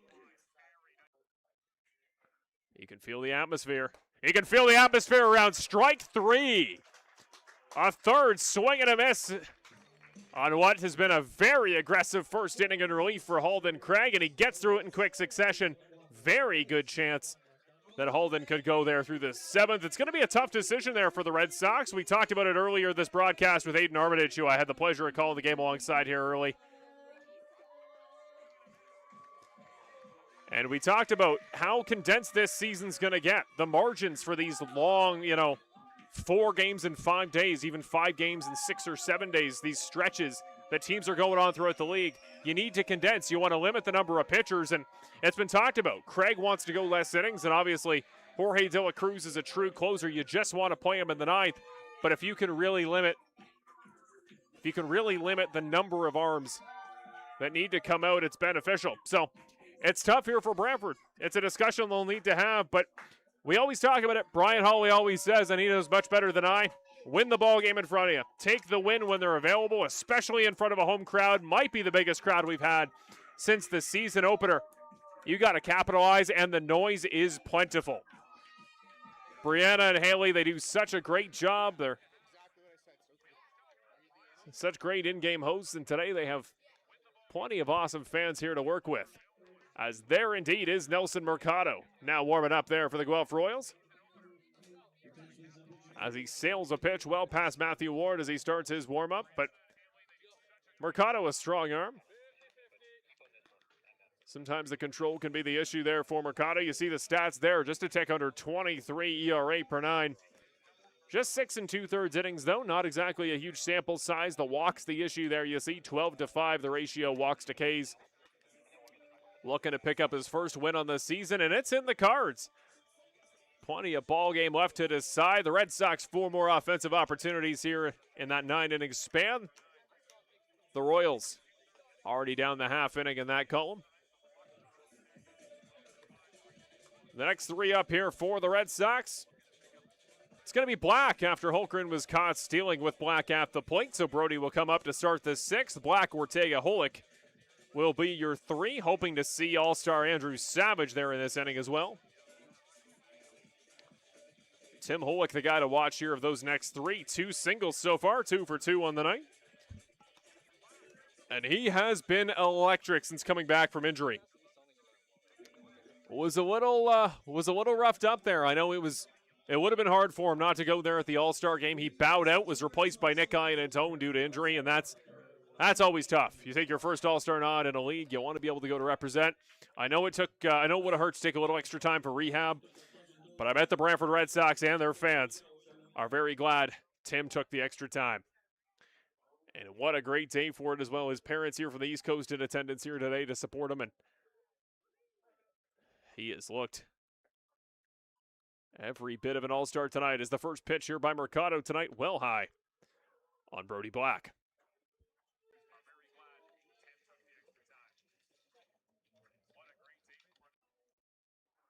The 1-0. Up high, up towards the kitchen of Black, who steps back to make it 2-0. We always talk about it, the transition period for relievers in this league. The hitters are too good. You have no room for error. Mercado playing with fire. That one up a little bit too high, almost in the range there of Brody Black. He'll go up and get some baseballs. He'll swing at some stuff high. A lot of his homers, especially at opposite field in 25, where pitches a little bit above the zone. Here's the 3-0. And a 4-ball walk will kick it off for Mercado as he registers the free pass to number 4.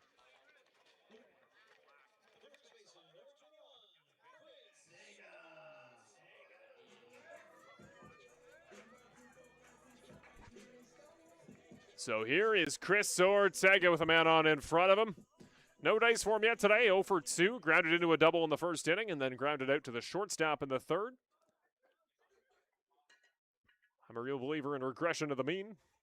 Wouldn't be surprised to see a hit coming here soon as Mercado might have hit the jersey, not the man. Just barely misses the back of Ortega.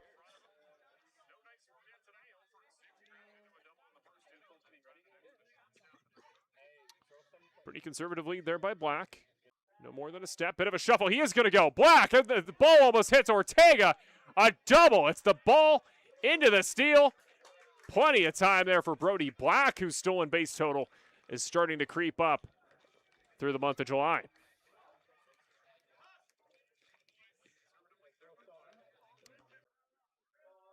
It's been a real Black attack on the bases here through the month of really June and July.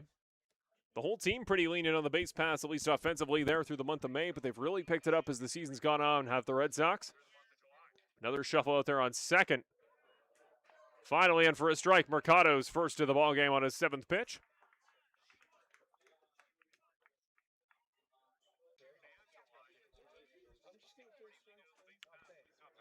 Quick legs and a big jump there for Brody. Very good chance to score on any single put in play. More movement. A little bit too high, no swing. Really good patience as Ortega shaking his head there at the crowd. He's fired up.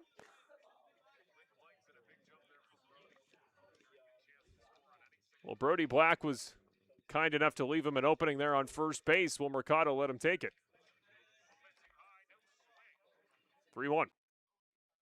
And the vacancy will be filled. Ball 4. 2 walks to open up the ball game for Nelson Mercado in relief. I'm hearing word that Nate Ochoa, today's designated hitter on offense, is now warming up there in the bullpen. The two-way night will reach its second stanza here in just a few moments, potentially. Here is the mound visit, the first mound visit we've seen overall. Both sides operating on a pretty condensed timeline for their pitchers here tonight. It's clear Guelph and Brantford had a plan. We know our arms. We know when they're coming in. And obviously both sides on the mound have done their work here tonight. There's been no reason to pull any arm, potentially, until right now. And what a night it's been for the top 4 here for the Red Sox. Between Cantor, Black, Ortega, and Holick, 11 combined plate appearances. They've got on base in 6 of them. 6 for 11 in terms of on-base appearance for the top 4. The bottom 5 there for the Red Sox. A pair of singles as well from Watt and Holmgren. But still just the 1 run to show for all those hits.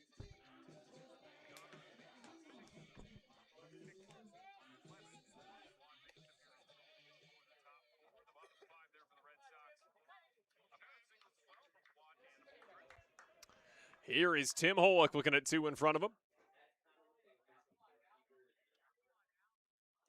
Holick with a big swing. He's going for extra bases. He's trying to score both gentlemen in front of him. Tim Holick, the man with the golden gloves. 2 for 2, a pair of singles. He doesn't need to be at the bars to have a fun Friday night. He is in good form.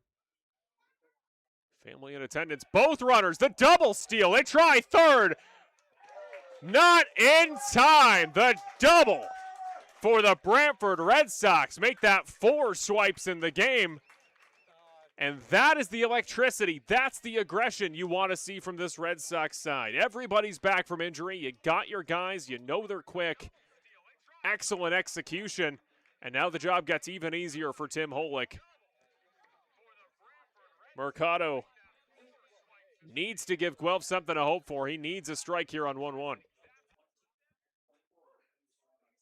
Throws behind the pitcher. He tries to hold them. Black goes through the stop sign and gives the Red Sox the lead. Didn't even look up at Tim Holick putting the stop sign on him. He says, I'm coming home, whether you like it or not. And the Red Sox just needed to wait for the right guy. And the offense has taken advantage of what Mercado's given him there on the mound. Throws behind Holick. The run comes home. Ortega advances. Still no outs. A sac fly could extend the lead to 2, but Timmy Holick's going to want to put the ball in play his own way. Inside again.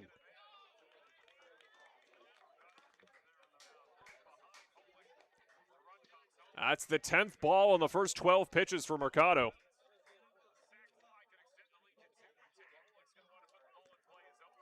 No chance Timmy swings at this one. He does try to get a piece of it there. It was up again in his swing range. This is a very big spot for Mercado. Holick's got some of the best pure contact. One of the best pure swings of anybody on the team. If there's a ball that can be put in play, he's going to find a way to. Here's the full count. Drops in, keeps it alive, out to the parking lot. Gets the back window of a Chevrolet Cruze. My goodness. That's a Nissan, pardon me. There you see it. What a job there by the first base cameraman. Somebody's right rear tail light is getting them pulled over on the drive home. As a hard hit liner catches a car. That's usually where Brian Hawley parks when he gets here late to games. Picked the perfect weekend to coach a tournament in London as once again Tim Holick fouls it back. He's looking to up Mercado's pitch count as far as he can. 16 pitches for Mercado so far. Still no outs in the bottom 6.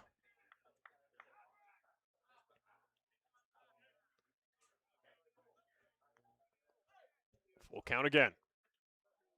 Inside, gets him up high. Catches Tim Holick in the arm. He'll take the free pass, but not without a scary shot up in the top left arm. Matthew Ward there to check on him. That was a pitch with some velocity on it. Wouldn't be surprised if a trainer comes out there just to check on him.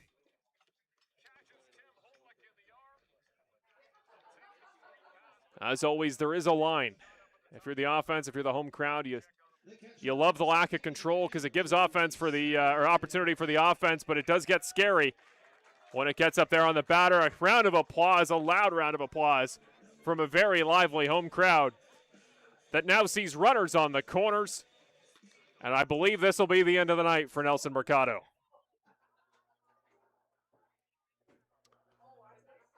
Three batters faced, no outs retired, and here we go. The two-way stanza reaches its second phase. Here is Nate Ochoa, tonight's designated hitter. Is going to come out and pitch. We heard Aiden Armitage talk about him a little bit earlier in the ballgame. And his debut pitching appearance in the Canadian Baseball League, Nate Ochoa can throw up there in the 90s. And that little bit of pop, that little bit of excitement might be what this Guelph Royals side needs. They just need some volatility here because the Red Sox hitters in their third go-around, they're clearly in a rhythm, they're clearly patient, and if you do anything but put the ball in play, put the ball competitively in the zone, the Red Sox are going to take advantage.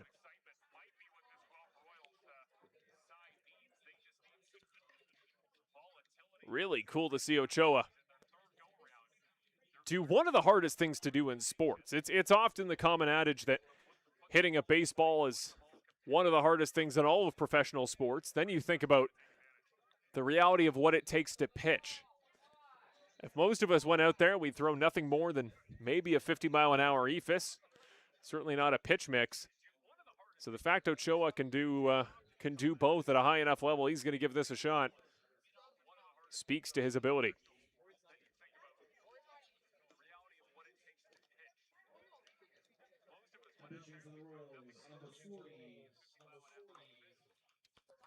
So Nate Ochoa. A couple strong pitches to open up warm-up. He does miss a little bit wide on Ward, who is already going to work with his fourth pitcher. There you see up high from the high slash here at Arnold Anderson. The lights are up, the clouds are in, and I've heard late at night when the lights come on, you get a little bit of a breeze. That's when home run power starts to become a little more possible here at Arnold Anderson. No ballpark in the league has seen fewer home runs in 2026 than Arnold Anderson, but it's not because of the power of the Red Sox. Even with that stat, Brantford 6th in the league in home runs, ahead of Guelph coming into tonight. Brantford leads as a team in batting average and homers over Guelph. Every other major category, the Royals have the advantage on offense this season. Well, if you're Andrew Savage, I always call him one of the most dialed in, one of the most competitive hitters in the league. He is nothing but pure focus. I see little to no chance that he doesn't take whatever's offered to him first. Make Ochoa prove he can keep you competitive in the zone, and then you start swinging. Of course, Andrew Savage was the league's qualified batting average leader for much of the month of June. And trust me, he didn't always do it by swinging in the zone. He can be competitive on anything. Swing and a miss on the first pitch. Ochoa opens it up with a strike. That is what the Royals fans wanted to see. Support there for Andrew from the home crowd. Right down the middle, up in the air. Might track back over the grandstand. Heads up. Heads down. Makes the grab. Matthew Ward grabs a pop-up that got caught by the wind and brought back. The first out finally for the Royals. Recorded on a pop-up by Andrew Savage.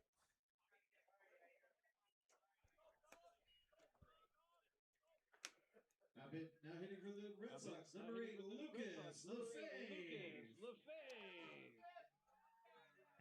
So a substitute here on defense. Lucas Lefebvre going to make his first appearance in a couple ball games here at Arnold Anderson. Runners on the corners for him. Now a little bit high and wide. Nice take to open it up there for Lucas. Coquitlam, BC zone. Alongside Cassidy Watt, fellow hometown boys. There you see the numbers. Lucas just 18 years of age.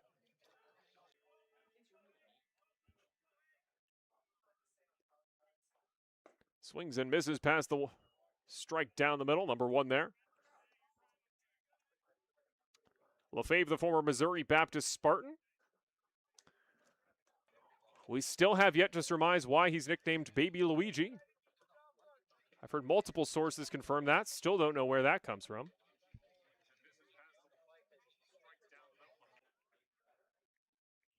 One.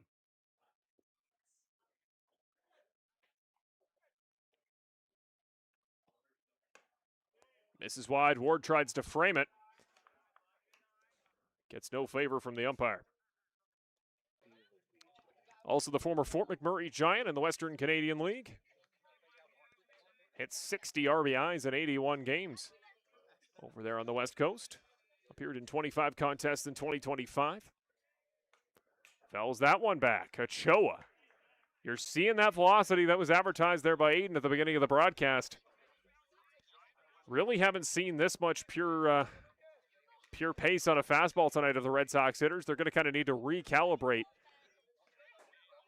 to meet the pace that he's offering there. 2-2. That one low, very nicely taken by Lefebvre as it rolls out of the glove of Ward. Ochoa and Ward, they're in a big spot. And Ochoa going for the two-way night. Hitting and pitching in equal parts. He is in a big spot to do it. Men on the corners, 1 out. His Royals only down 1. What's he got on a full count here? Lefebvre swings and misses past it. Ochoa picks up the velo on the heater again. Gets his second swing and a miss. To record strikeout number 1. So here is Nick Iannantone back up for his third time here tonight. The first lefty that Ochoa will face here in relief. Nick's no stranger to big homers. His biggest of the season back on Canada Day eventually led to the Red Sox big walk-off victory. That's how they open the month of July. What can he do to close it? Takes first pitch inside.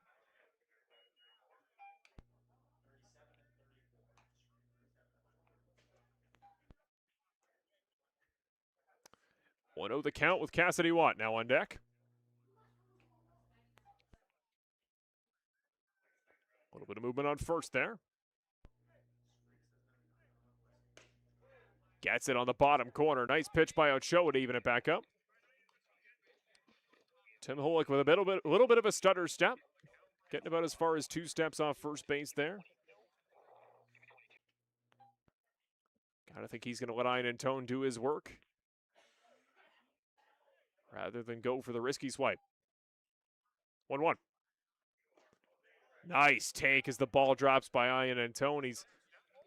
He always just feels like he's got a time machine when it comes to the changeups or those late breaking pitches. He always seems to know when it's going to drop out underneath.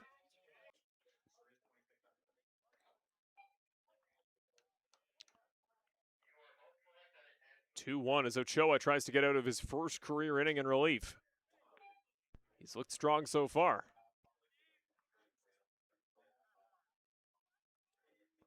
Inside and low, very nicely caught there by Ward.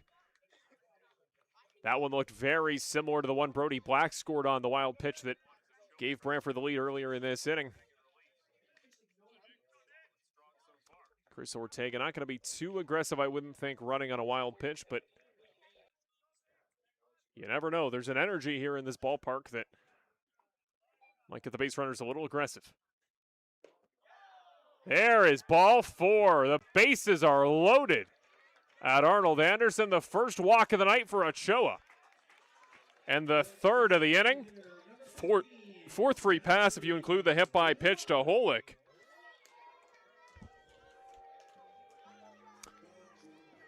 And patience breeds results here in baseball. And a number of Red Sox hitters, they knew the assignment. Go up, make Mercado and Ochoa throw strikes.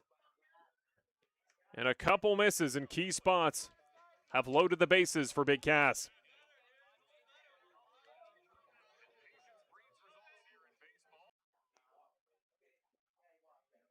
First pitch. Cass doesn't go around. No swings as the first base umpire put another ball in the column for a Red Sox this inning. All this talk in the offseason. Cass is going to switch up his swing approach. He wants to hit more power. Well, 1 homer on the season, but he's hitting up at 300. I think he turned that approach around when he realized the hitting he has around him. 1-0. Behind him. Ortega's going to come home. Plenty of time. They don't even try the throw. Chris Ortega becomes the third runner home tonight for the home side. And the Red Sox will advance both runners on the wild pitch by Ochoa. And a ball game that looked like neither team could earn a run anywhere. The Red Sox have found a pair in the bottom of the 6th, and Ochoa's not out of it yet.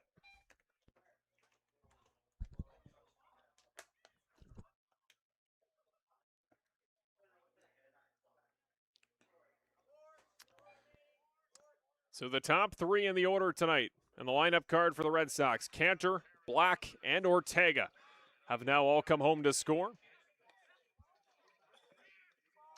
Tim Holick there on third after the hit by pitch would be the next man to join him, would keep the trend going after the 4th spot in the lineup. But first, Cass needs a productive out here on 2-0.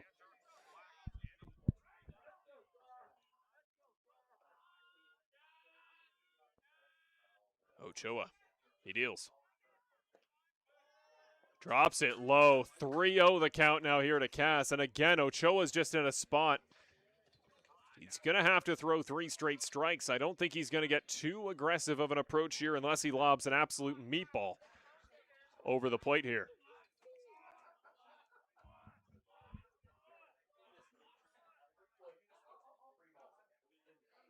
That one misses wide. Another walk for a Red Sox. The 5th free pass of the bottom 6th. If Walker Holgren can get on here in some capacity, the Red Sox would go through the order. They'd become the first team to do it here tonight.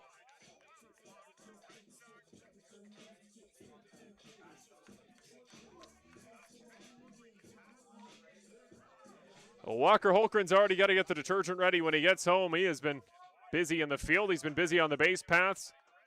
He's what Brian Hawley calls lovingly a dirtbag. Now what can he do with the bases juiced? First pitch down Main Street. Ochoa is going to challenge here early.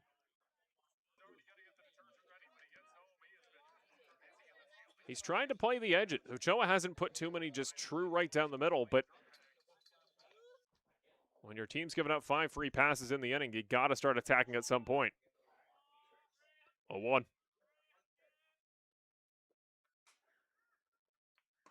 Big swing and just barely missing his Holgren. Those of you that watched that broadcast against Welland, that streak breaker earlier this season where Holgren hit the 3-run shot that eventually became the game winner.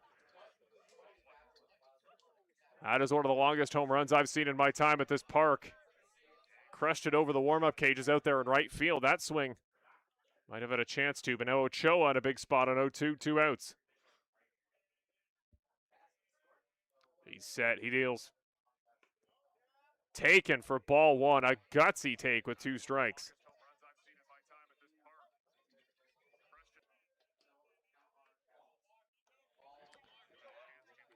There you see the view. Plenty of white jerseys out there occupying the bases. The Royals in blue going to try to shut him down before the lead balloons further than 2. Here's the pitch. Swings and misses past it. The deficit will remain at just 2, but the Red Sox here at home in the bottom of the 6th, they turn patience into results, and the home side leads it 3-1 after 6 innings. Don't go anywhere, ladies and gentlemen, on Brantford Red Sox CBL YouTube, CBL TV, and Rogers TV Game of the Week Baseball presented by Mr. Lubin Tires. Marshall Crocker will be right back here in just a moment. Don't go anywhere.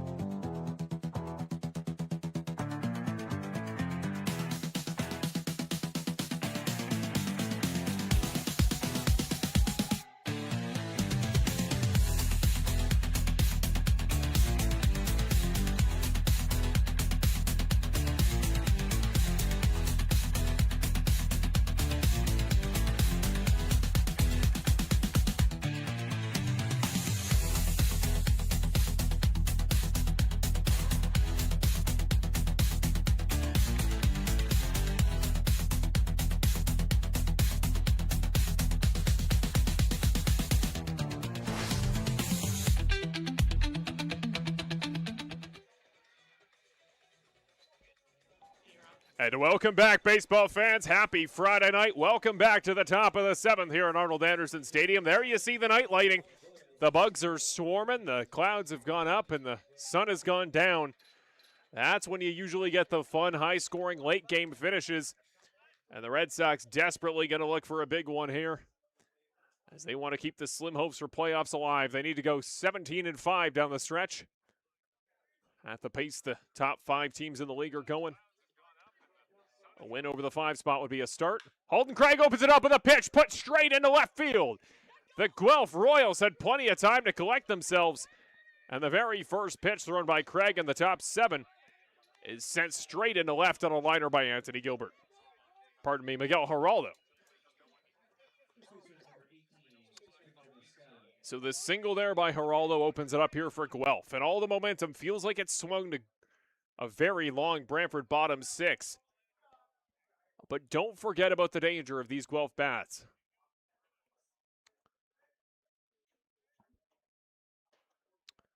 Geraldo went first, Miskai at the plate. And now the pitcher, Ochoa, on deck. That one chopped on the high Baltimore chop. Into the glove for 1. They get him at second. The lead runner taken on the fielder's choice. That was a gutsy call. Aggressive decision there by Ortega, but he knows he's got a good arm. And his good arm knocks off the lead runner. So Miskai will now be the runner on first. He'll swap himself out for Geraldo, and here is Nate Ochoa. It wouldn't be a true two-way night until he hit as the active pitcher.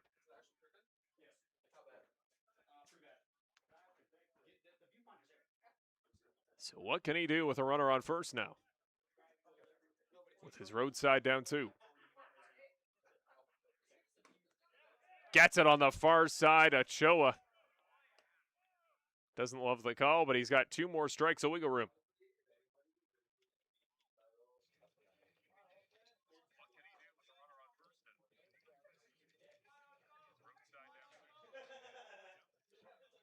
A 1 runner on first.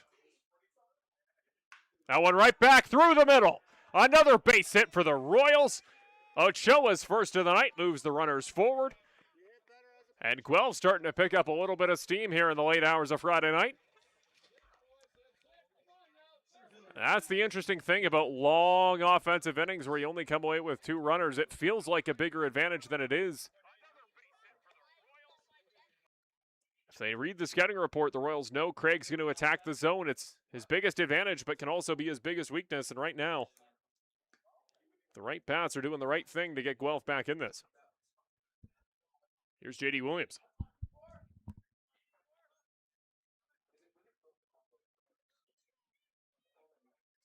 That one up in the air, well out into the parking lot area. Off into the junior game, I believe. There it is, rolling under the cart. The 2 young fans are off to get it, and they know the best place to be is to get those baseballs is that first base parking area, and we can still confirm there is a car missing its right rear tail light out there in the parking lot. A 1. Up a little bit high, evens the count at 1s.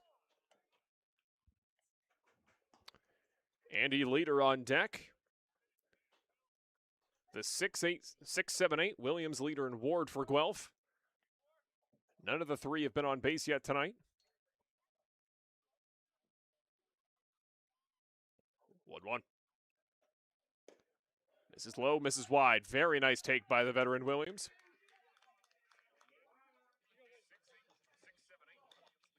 Craig just needs to regather himself. He's still throwing velo. He's had a couple misses, but mostly in spots where he'll try a breaking pitch with a little bit of a margin. Probably attack on 2-1. He thought he had that one, dropped it in. The home crowd not happy because the home plate umpire is going to call that one a little bit high. There you see a new arm warming up there for the Guelph Royals. Would be the 5th of the night.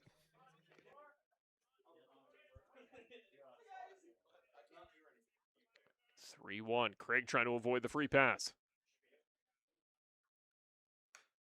That one sent back into the fencing, gets himself in a position to record the second out. Williams a pop-up, a fly-out. And it could be a walk, a strikeout. Or if you're a Guelph fan, you're hoping a ball put in play to score these 2 runners on. Craig set. Deals on the full count. That's going to be ball 4. Very nicely taken just below the zone. Williams will load the bases, and here comes the pitching coach, Greg Rapp, out to chat with Holden Craig.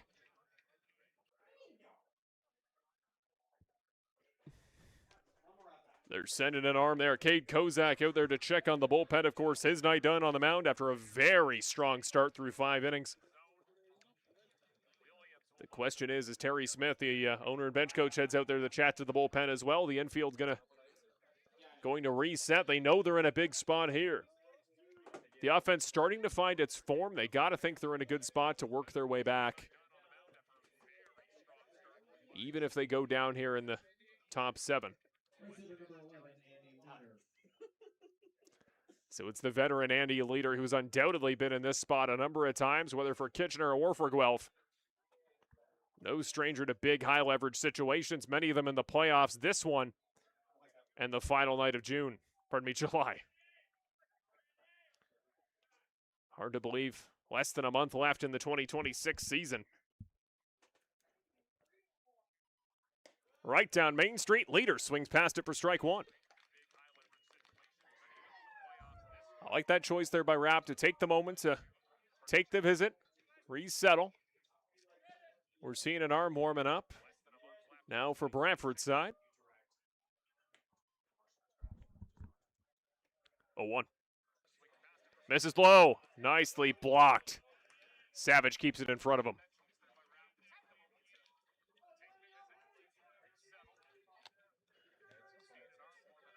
Leader has Matthew Ward behind him.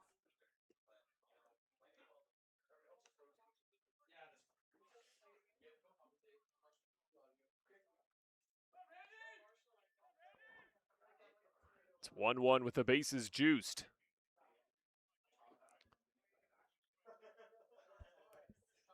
Batter's ready. Craig set.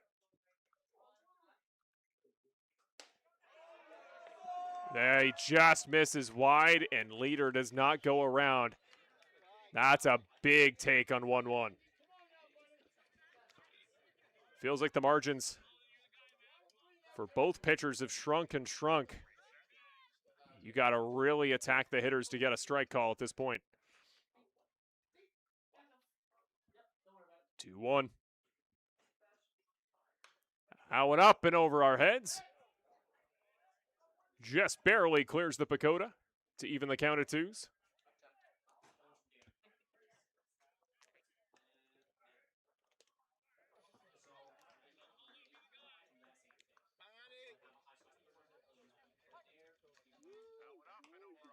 Two.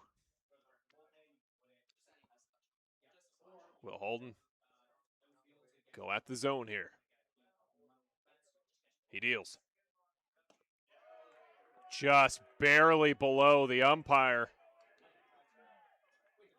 Wants to see a pitch. It's got to clearly be at this point well above the knee. Gone for both sides, not an advantageous position. It's just clear both pitchers, they need something pretty dead middle above the plate. Full count, bases juiced, 1 out.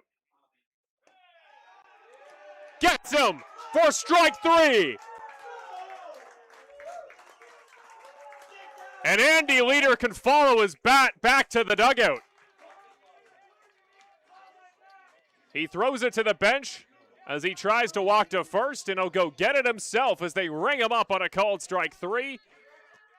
And the margins were small, but Holden Craig, in the exact moment he needed it, hits his spot, keeps himself alive, and records his second strikeout of the ball game.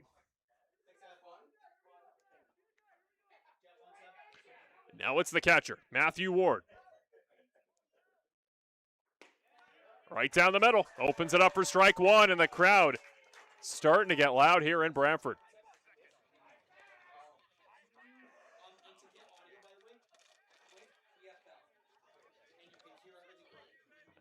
Oh, 1. Remember, bases loaded here for Guelph.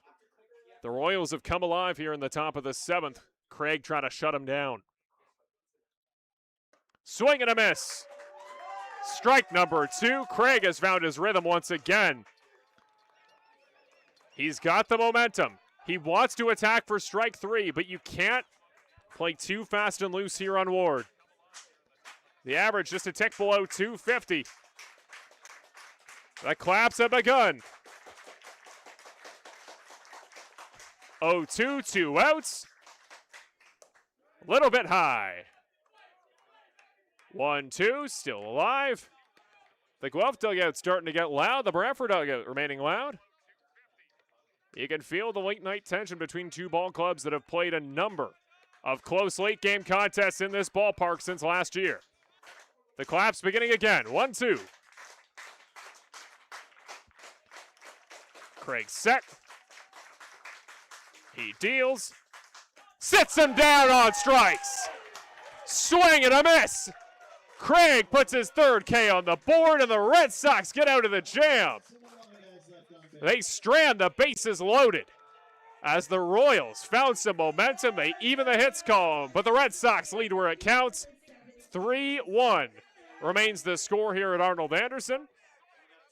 It'll be Kyle Cush, Ryan Dos Santos, and Anthony Gilbert to come back for Guelph when we return for their side in the top of the 8th. Look at the scores around the league. The London Majors doing what they often do at Labatt Park. Leading by 13, 14-1 they lead over the Kitchener Panthers in the top of the 6th. Also in the top of the 6th over at Fergie Jenkins. The All-Star Game host slump since the All-Star contest continues. They lose out currently through 6, 3 innings left to play. The Welland Jackfish lead 10-2. And it's a shutout on the board, but not in the direction the home Hamilton fans are hoping for there. The Barrie Baycats lead it 4-0. I'm actually going to be in Barrie on Monday. I believe the Baycats may have a home contest that night. I've never made the trip out to Athletic Culture, but maybe the first night. We always like to do some sort of National Geographic segment where we talk about the pure bug infestation that lives in our lighting. It's not taking a day off here today. It's a free admission night here on Friday night at Arnold Anderson, and clearly the Bugs got that memo because they are absolutely swarming. Great job there by Ryan Kennedy. We take a look here at the CBL standings heading into tonight's game. There you see, that would be based on win percentage combined. I believe the way the CBL does the active standings leaderboard, it would be a little bit reordered there. But Hamilton and Guelph in a big spot. Guelph trying to go to 20-13. Which would put them effectively tied with the Hamilton Cardinals there for the 4 seed. Remember, it's not just about getting into the top 5. It's one thing to make the playoffs, but seeding, very important. Teams want to play in their own ball club. Ballpark, pardon me. There's no doubt about it.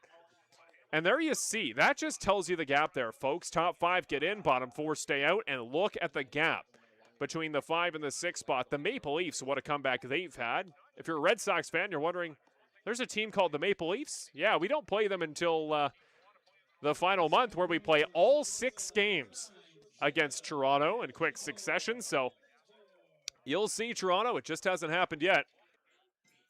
They have done an immaculate job working their way back in it. And again, the Red Sox, the team they got to chase down if they want to make a late playoff surge. Well, it's these Guelph Royals. This win could be worth its weight in gold.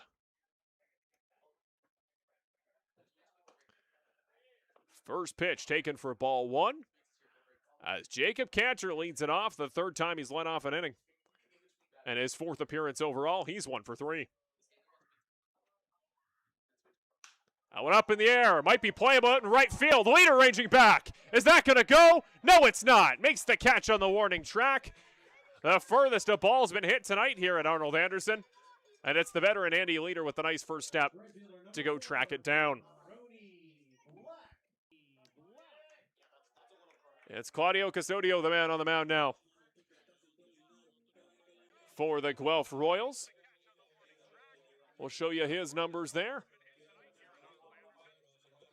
0-0 record on this season. Of course, a new addition there last week in the last-minute transactions added by the Royals as they get ready to make a playoff push. There you see the numbers and a very impressive ERA through 6 2/3. Not a huge sample size, but 10 strikeouts, only the 3 walks. And he's allowing runs at a pace that Brantford fans do not want to see. That one just misses wide in the top corner. And again, the margin's so small right now for both pitchers. He's got to attack at some point if he wants to put strikes up on the board. 2-0. Up in the air, out to left. Black skies one to the fence. Will it go? Yes, it will! That one is gone over the high left field fencing. And a fan a street over gets a souvenir courtesy of Brody Black. The first home run over the left field fence since the month of May. Brody Black, Aiden Armitage set it up top. He is dangerous at the plate, doesn't matter what his recent numbers say. And that is why. Well, Claudio Custodio's 1.35 ERA is going to go up a little bit there. And so is the Red Sox advantage. 4-1 now leads the home side. Off the solo shot from Brody Black.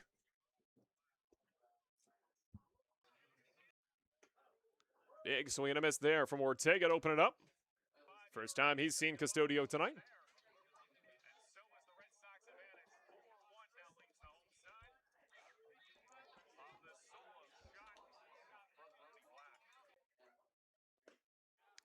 Gets him on the bottom side. Another nice pitch there from Custodio. 0-2.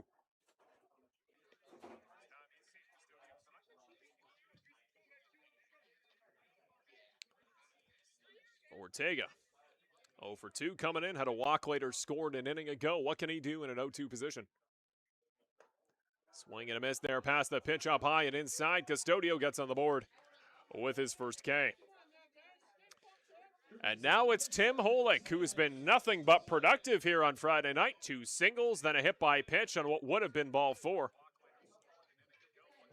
And now he comes up looking for another productive outing just to keep the Red Sox bottom 7th alive. Only 1 hit, but you couldn't ask for a more valuable one as Brody Black sends a ball over the very tall fencing out in left. That one up high. The left fielder you can see playing very deep. Ryan Dos Santos not letting anything go over his head this time. Gets the strike. Nice pitch on the cutter. Holick checks where. The pitch prior missed, and he is ready. He is set.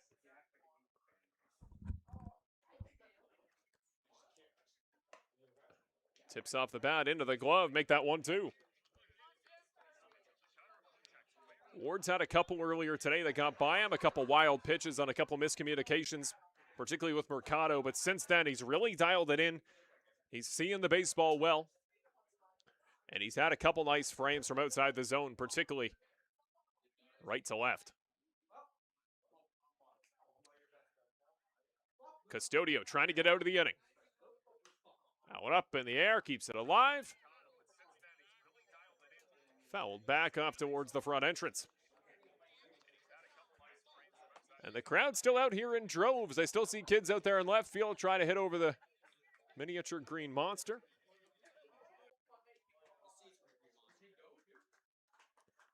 1-2, 2 outs.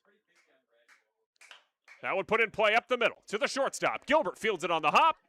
Gets it there in time to Maskai. And that will end the bottom of the 7th inning.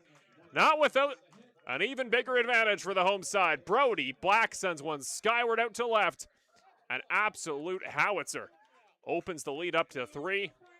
Red Sox 4, Royals 1 as we get towards the end of the 7th inning. We'll be ready for the final 2 innings. We're going to go to one final 90-second break here at Brantford Red Sox CBL Baseball presented by Mr. Lubin Tires, but we are going to go the rest of the way when we come back. Don't go anywhere. This one's not yet done.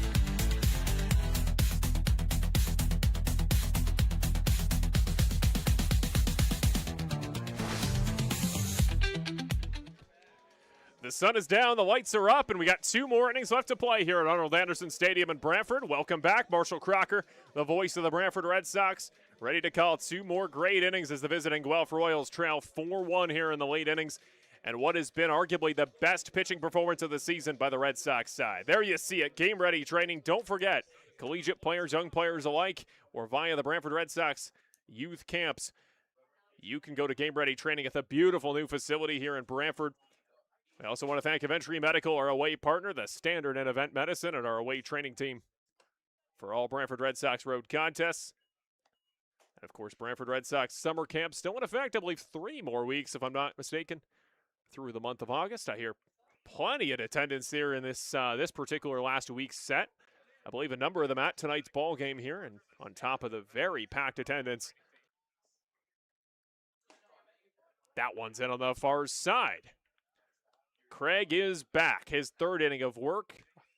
They always talk about limiting his work. They don't want Craig to have to go 3-4 innings every single ball game in relief. I get the sense he doesn't mind that he's still in this one.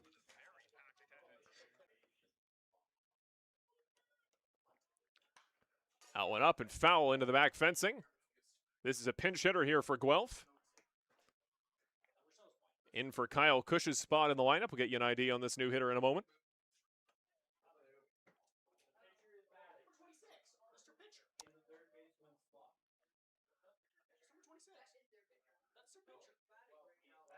So Claudio Custodio is the man at the plate.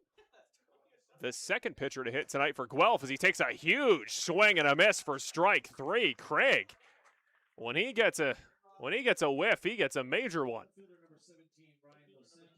Custodio sat down on strikes. We turn back over to the top. Ryan Dos Santos tries to get his first hit. 0 for 2. Did have a walk that became the first run of the ball game back in the first. Dos Santos looks strong. Gilbert's looks strong. They come up in a big spot here. Swing and a miss again. Craig working his way up the ladder, and every time he really starts attacking up high, similar to what we saw when Ochoa came in the game, the Red Sox couldn't quite keep up with the high heater. Now it's Guelph that looks a step behind. 0-1. Just misses on the inside. I think Savage wanted that one pretty bad.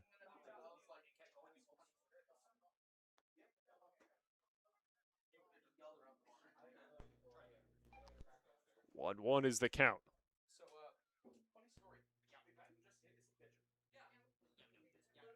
Kicks and deals. Just misses on the far side this time. Dos Santos goes up in the advantage count, 2-1. You see again the swarm of bugs. I promise you, ladies and gentlemen, I feel like we're doing anti-PR here every time we show the bugs swarming around that outfield light. You don't really feel them in the booth. I did have a hornet get up in the broadcast booth one time, did almost quit, but I'm still here. 2-1. Misses high and outside again, and the margins. Again, it's both sides. I think it's been a pretty evenly called game from both pitching perspectives, but particularly above the belt, it is very slim margins for both pitchers. Dos Santos looking for the walk. 3-1. Savage sets up outside. Up in the air, set foul. Off into the entry to Arnold Anderson. Full count, 1 out. The Red Sox currently 5 outs away from their 10th win of the season. Craig will try to make it 4 on 3-2.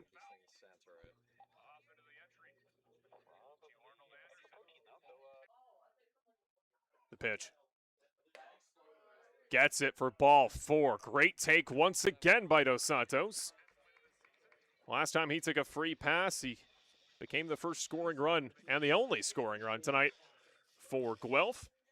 We'll see if Anthony Gilbert up behind the shortstop. We'll see if he has any chance to advance him, and I believe this could be the ball game done for Halden Craig, who's done yeoman's work keeping this one scoreless in his time on the mound.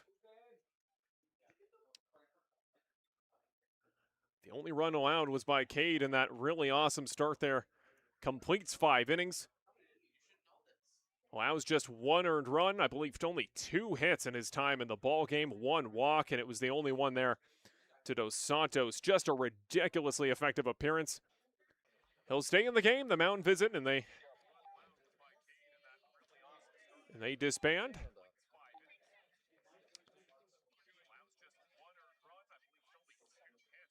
Really good job tonight by the home plate umpire, I would say, keeping this one in good rhythm, doing a good job communicating everything. And the umpire crew, I think in general, they've had a lot of tough calls here tonight. I think they've come up well in big moments. Now Gilbert needs to do the same. They're going to say no swing on that one. Gilbert let his hands get very loose on the way around. He is lucky that bat didn't clear the plate.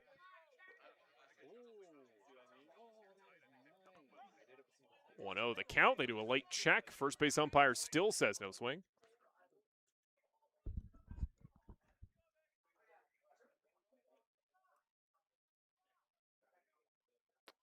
Conservative lead there on first by Dos Santos. Up high inside. Nice job there to grab it. Once again, Savage is just letting nothing by him today. I know Cassidy Watt gets a lot of the hype, for deservedly so, for how excellent he is being aggressive, getting the back picks on first. Got a great arm to get runners there at second, but Andrew can just keep a baseball in front of him, block like anybody in the league. Swing and a miss, almost out of his shoes. Dos Santos misses the ball and narrowly stays on his feet. Now he resets looking at 2-1.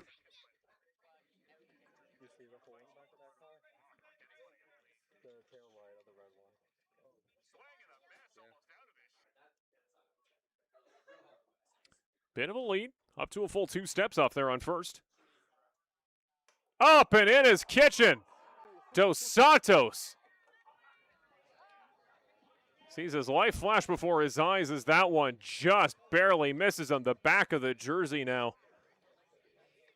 As dirty as it gets, and it just missed, clipping him up high. Very glad that one wasn't a little further off to the right.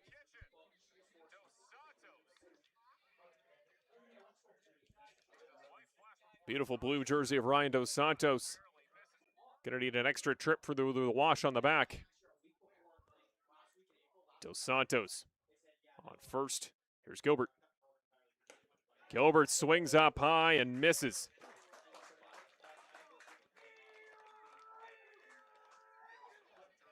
Gilbert's looked great tonight on defense. Had the bit of a mistake on a hop that just got out of the leather there much earlier in the ball game. He has a chance to make up for it with a man on. Full count from Craig. Runner goes, pitch misses low and wide.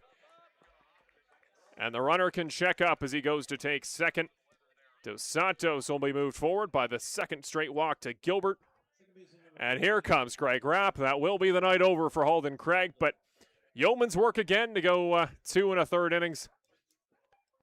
He's never makes a brief appearance here in the bullpen, does he? And here is a guy that has become potentially the new workhorse in this bullpen. Anthony Porchelato will pitch once again here for the Red Sox, and an ovation from the home crowd here at Arnold Anderson. Halden Craig, always one of the fan favorites. He leaves to cheers. Now Anthony Porchelato comes in. And I think that the development here of Anthony Porchelato is one that I've actually had directly compared attributed, you could say, by members of the Brantford community to game-ready training and the work he's been putting in his time off. Just because players aren't at the field, ladies and gentlemen, they have day jobs, but they also spend their time at the training center, working on their game, working on their pitches, their repertoire, getting more consistent, making sure they're the best version of themselves when they get to the park. And there is no better example than Anthony Porchelato. Of course, former champion last season with the Welland Jackfish. And when he came over, there was still some things to work out. Control wasn't quite there from day one, but obviously adjusting to the new ballpark, the new environment. That ERA drops every time he takes the field. And I think it says something here, ladies and gentlemen, that at the beginning of the season he was only pitching in big games, whether it was a blowout in Brantford's way or a blowout against. He wasn't coming in high leverage spots. Now he does. He's got a 3-run advantage to cushion his way through the rest of this ball game. My guess would be Portuato tries to get them out to the 9th. De La Cruz will probably come in to close, but we'll see what we see. There you see the number. The walks higher than the strikeouts, but again, the bulk of that was much earlier in the season. Had some rough appearances there early in the year, but man, he has really turned it around. He's been a guy generating a lot of buzz here in the clubhouse. I know Brian Hawley's been happy with what he's seen from him.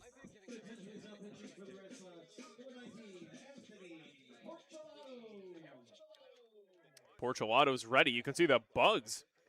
We only show them on the lights. They've now gotten in the field. They have become more prevalent here on a dark and muggy Friday night.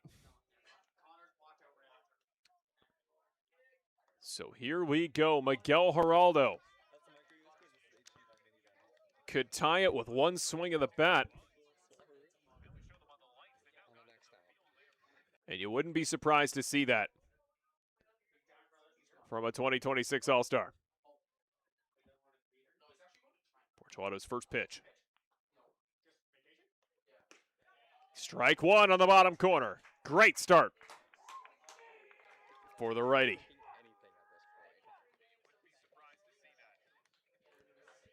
Portuato, that very low setup as he gets set. That high right-hand arm slot. A little bit high. Geraldo trying to stay loose as he evens the count up at 1 each.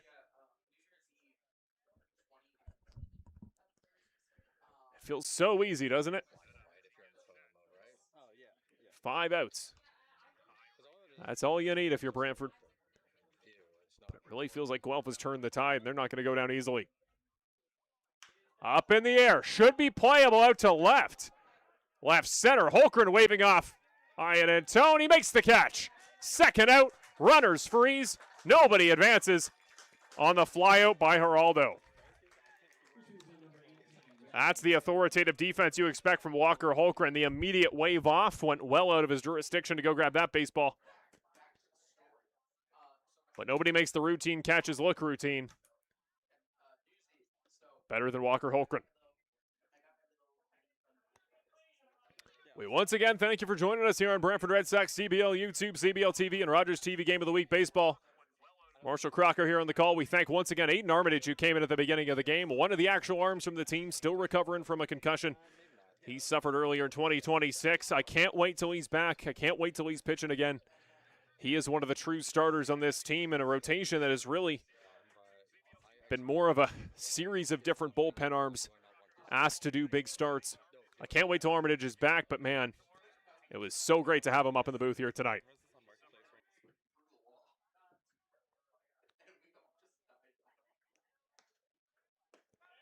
Portuato gets one on the bottom of the zone, and the body language from Victor Mascai says he didn't agree with that call.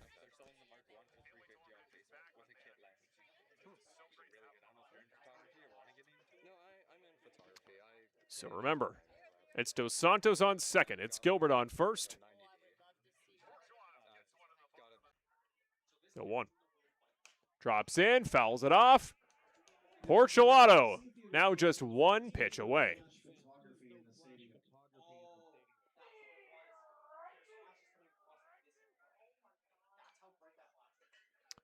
Oh, 2 outs. Portuato has some room to work with. He's got a nasty curveball, one of the best I've seen in the league. Now might be a chance to try a couple. Goes to the heater, just misses wide. The fans on the bench wanted the call. They do not get it. 1-2.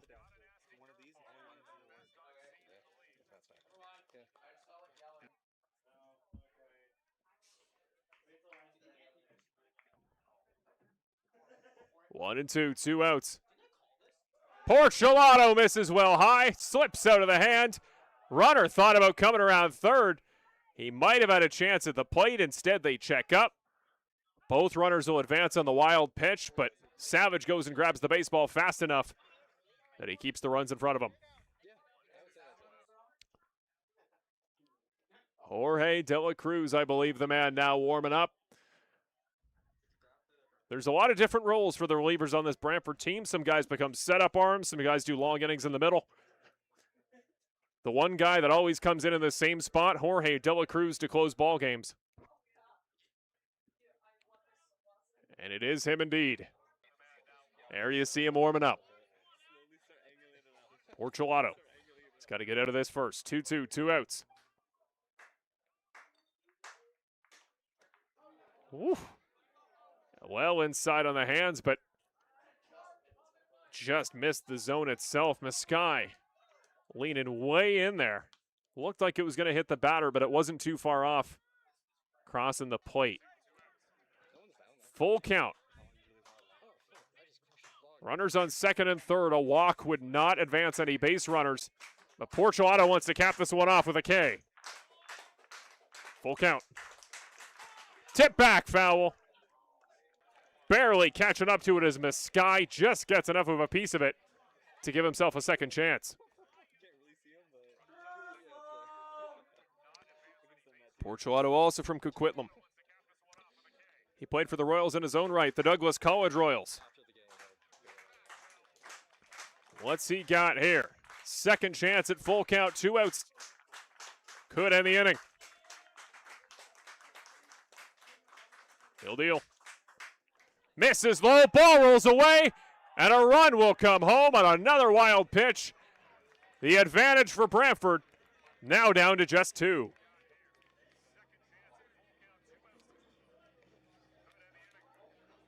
The third walk in 4 batters. And here comes Greg Rapp, the pitching coach, once again out to the mound. Is Jorge coming in early? Yes, I believe he is. He's taking the walk out to the end of the dugout. Pardon me, the end of the bullpen. It will indeed be the end of the night for Porchelato. Comes in, retires a batter. And he'll take the early walk to the dugout. Well, it's not a 1-inning close, but Jorge De La Cruz finds himself with only 1 batter he needs to retire. He's got his music. He's coming out to do his job. One of the best pitching performances we've seen from the Red Sox as a staff here tonight. Only fitting the best relief arm on the team comes out to try to cap it off. 2.31 ERA, 19 strikeouts. He doesn't miss the zone often. There's been 4 walks in the last 2 innings. He's got 4 walks on the entire season. Just a tick under 12 innings he's pitched in this year. He'll look to record the save.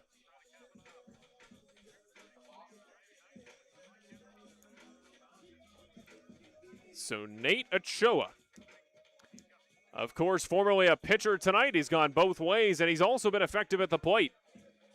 1 for 2 with a walk. He was caught stealing on the base paths earlier in the game. Bit of a chat. Porchelato has come back out. Porchelato has come back into the ball game.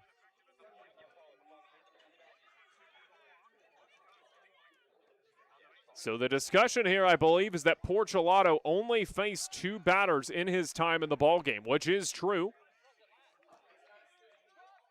Gilbert walked off of Halden Craig. Geraldo was the first batter that Porchelato faced. He faces Geraldo, who flies out. Then he walks Maskai. And that would only be 2 batters. Now the discussion they're having is, can they reverse a call once they allow the pitcher out? Can they reverse it? Jorge De La Cruz is now coming back out. So De La Cruz will get to come in the ball game. The Royals bench is standing in some confusion there along the dugout. I mean this with no offense whatsoever to Porchelato. I think Guelph, it's in their best interest to try to keep De La Cruz off the mound as long as they can.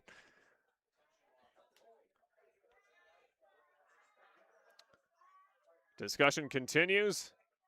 The coaching staff for Guelph out there to chat with the home plate umpire. De La Cruz is now warming up. I believe, regardless of who's pitching, they are going to intentionally walk Nate Ochoa, are the Royals. They want to face J.D. Williams, who has yet to record a hit in tonight's ball game. He did walk an inning ago, but no hits here tonight for number 8. Ochoa's looked good, both on the mound and at the plate. De La Cruz is in. They've announced it at the ballpark. The discussion continues, and well, it's like we saw against London the other week. The discussion, the consultation, the trying to kill time, the trying to just get the game out of its natural rhythm. It's only meant to throw off the pitcher. But the reality here for De La Cruz is he's got time, he's going to warm up, and once this brief consultation ends, he's going to be right, set, ready to go. This discussion's still continuing. I think the umpires just want this done with. They've said, our call is final. We can't take this guy back out of the ball game now that he's in. De La Cruz warms up nonetheless, and De La Cruz just the kind of guy here in a ball game that even his warm-up looks pretty well buttoned up. He's put every warm-up fastball right down Main Street. The breaking ball's got good break here as he gets set. And here we go. Sun's down, the lights are up, stakes are high, and we're very glad you're joining us here on a Friday night of Canadian Baseball League action. No sun delay, we got going right at the announced start time.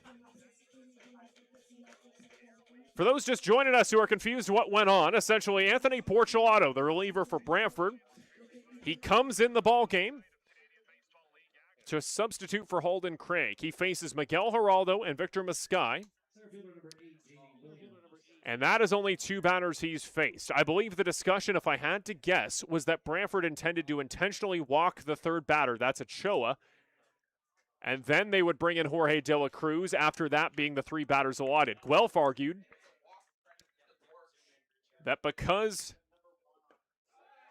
he had only faced 2 batters at the plate, that Jorge could not come in. The way they've chalked it up is that the walk to Ochoa will go on Porchelato's record, meaning that's his 3rd batter. Jorge De La Cruz can now legally come in the ball game, and since he's come in the ball game, he's thrown a ball, and now a breaking pitch gets strike 1 here at the plate. J.D. Williams, the man they intentionally walked the batter in front to face.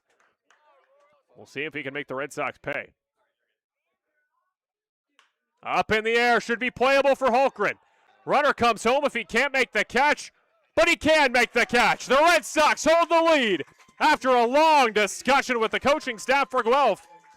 1 inning remains for the Guelph Royals offense, but the Red Sox offense has a chance to extend the lead further.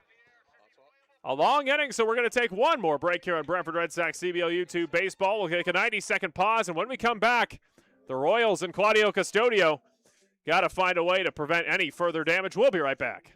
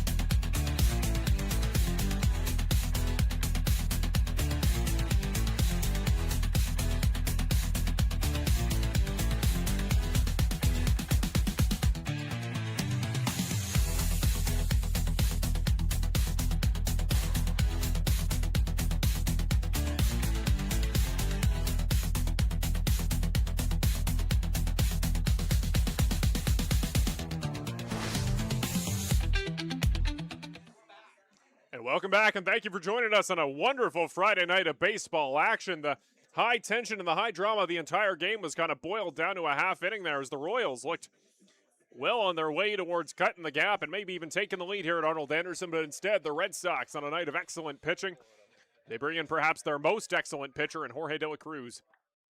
Gets them out of the inning. That one struck out to left. If it's fair, it's easily 2 bases instead. He's still legging it out. Savage is going to keep going. Often it's actually safest, I hear, for the for joint movement to just run it out. You don't want to check up too abruptly there. And Brian and I always say it. Both our guys here, Watt and Savage, have great wheels for a catcher.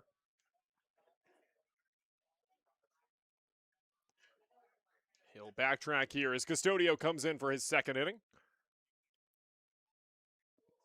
Trying to keep his squad's deficit at just 2. He knows there's some great bats there on the Royals side, although they're going to go through the bottom of the order for the road team. But he just wants to give his offense a chance. 0-1 becomes 0-2 and a big swing and a miss.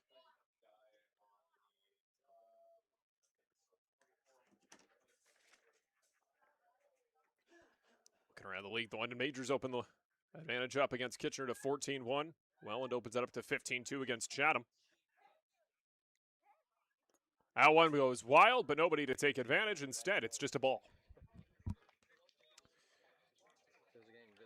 With Barrie beating Hamilton, every higher seed is winning every game around the Canadian Baseball League tonight, except the Guelph Royals.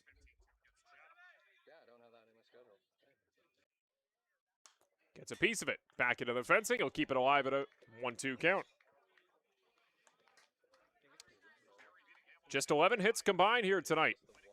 1 error for the Guelph Royals, none for the Red Sox. 6-5 leads Brantford in the hits call. Swing and a miss there for Savage. His first of the day. Courtesy of Custodio, it'll be his second K of his appearance. Which will welcome up Lucas Lefebvre for his second go. Lefebvre, of course, subbing in for Christian Kazemka earlier in the ballgame, back in the 6th inning. Welland adds another to make it 16-2 in Chatham. That one up in the air out to right center. That's got a chance to go off the fence. Very far deep, off the fencing, just out of the glove of the right fielder. Leader can't make the play, and Lefebvre, his first hit of the night. On his second attempt, Lucas Lefebvre legs out a double. That was a rocket to right field. And now another substitution. It's the utility infielder, Charlie Towers. He's a great defender. He'd be the starting shortstop at any other ball club in the league except maybe London and Brantford. But now, looks at a runner on second. Lots of movement in front of him. He needs to find some success here at the plate if he wants to open Brantford's lead up and give Jorge De La Cruz even more margin to work with. There you see the numbers for Charlie. Very small sample size, just the 1 hit for the Red Sox in 26. Inside, big swing, just misses. Custodio, for good or for bad, he's gonna put him in the zone. He's gonna make the hitters hit. Cassidy Watt now on deck behind. 1-1. Up in the air, up foul. Off over our heads, makes it 1-2. I swear the crowd just grows more and more. You can't see, but down there on the grandstand, out there at third base, plenty of bodies out there as well. Plenty in attendance for a ball game that is getting into the late hours here at 10 o'clock in Brantford. More movement on second. Towers just misses and sat down on strikes. Custodio's third K of the night. We'll welcome up Cassidy Watt. Now 2 outs, bottom of the 8th. Jorge De La Cruz trying to stay warm, trying to stay locked in, dialed in, ready to go for what could be a massive save opportunity in front of a very Rambunctious home crowd. You can't see as well. Plenty of bodies out there. The picnic tables out and left. There you see as we pan over. Look at the bodies launching out near the beer tent. Swing and a miss past that one. Custodio starting to attack high and wide. The first time we've really seen him climb the ladder that far out.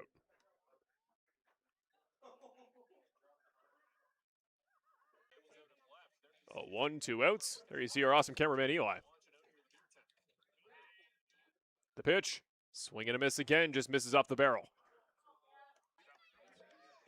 Couple sweepers there from Custodio, enough to just miss the bat of Cassidy Juan. 1 for 2 today, a single and a walk. Down on strikes in the 5th.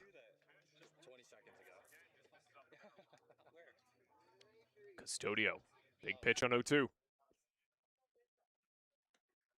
Holds the lead at 2 for the home side. Cassidy Juan sat down on strikes for his second time in the ball game. And we enter the final chapter, ladies and gentlemen. Jorge De La Cruz enters the ball game 4-2. Looking to close it out with the big save. This isn't all for this weekend. Don't forget, Red Sox fans, we're going to be back later this weekend on Sunday. That is a contest I'm very much looking forward to. You see the scores around the league. The top seeds will hold the lead. Hamilton gets on the board there in that ball game against Barrie. And we're going to play Hamilton on Sunday, 2 o'clock start time here at Arnold Anderson for that contest. That's the game ahead next for the Brantford Red Sox. I'll be back joining you on Sunday. Potentially may see Brian Hawley, who may still be off in a tournament at that point. And as always, we like to build the bridge. We paint the path ahead for the next game for the road team as well. Guelph will host Kitchener at Hastings tomorrow night, 7:05 start time. But there you see our next ball game, sponsored by Mr. Lubin Tires. Don't miss it. August 2nd, the first ball game of the last month. And then the next away game presented by Aventry Medical the day after. That's the holiday Monday. Brantford will head to Labatt to play the red-hot London Majors, one of the best ballparks in the league. I asked Nick Iannantone today on Red Sox Report. We did a bit of a lightning round. We always like to do a fun game, like to do a fun contest there with our players in our first interview, part of the interview back from break. He did a lightning round. He said his favorite ballpark, I'm not going to spoil it too much, favorite road ballpark outside of Brantford, Labatt, and you can't blame him. My goodness, it gets all the praise in the world and well-deserved. One of the most iconic, historic ballparks in Canadian baseball. Comment in the chat there saying somebody was here at Arnold Anderson, but fair enough. We're getting into the late hours here on a Friday night. Thank you for supporting both in person and on YouTube. To everybody watching, CBL TV, CBL YouTube, or Rogers TV Game of the Week, if you're watching this back live later in August. We thank you all for supporting Canadian baseball. We don't care where you're watching from. We just thank you for being here. Let's get it going.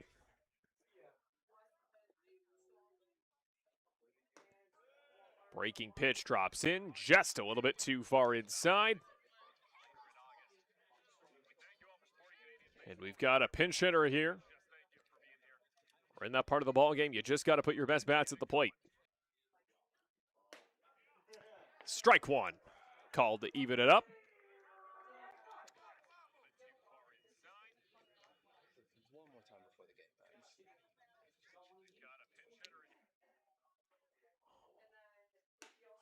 Gets him on the far side, another one. For Jorge De La Cruz on the fastball, picking up the pace.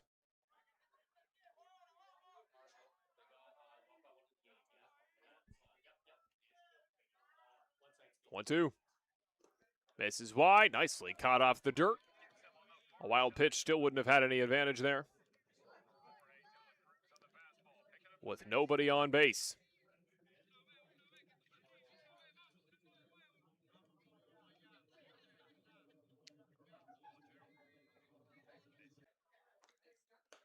Drops in just barely too high, the umpire. Gonna give one to the batter there. The pinch hitter up. It's Franklin Torres. In his third season after a season in the Venezuelan Summer League, he's back. The former LA Angels prospect. What can he do?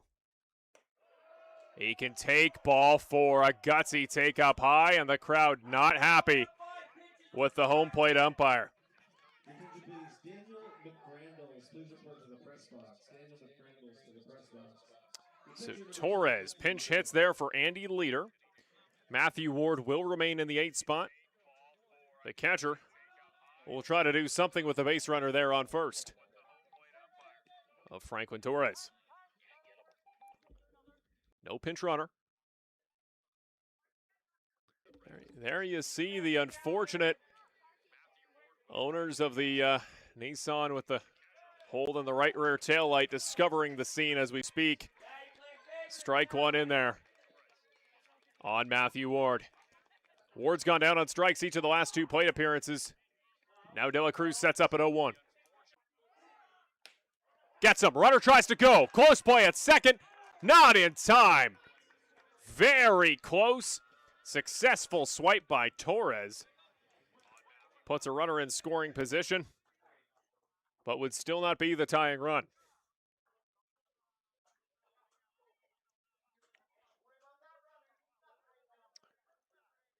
The crowd saying De La Cruz.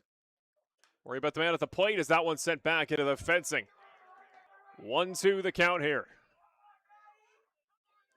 Cheers from the Guelph faithful now for Matthew Ward.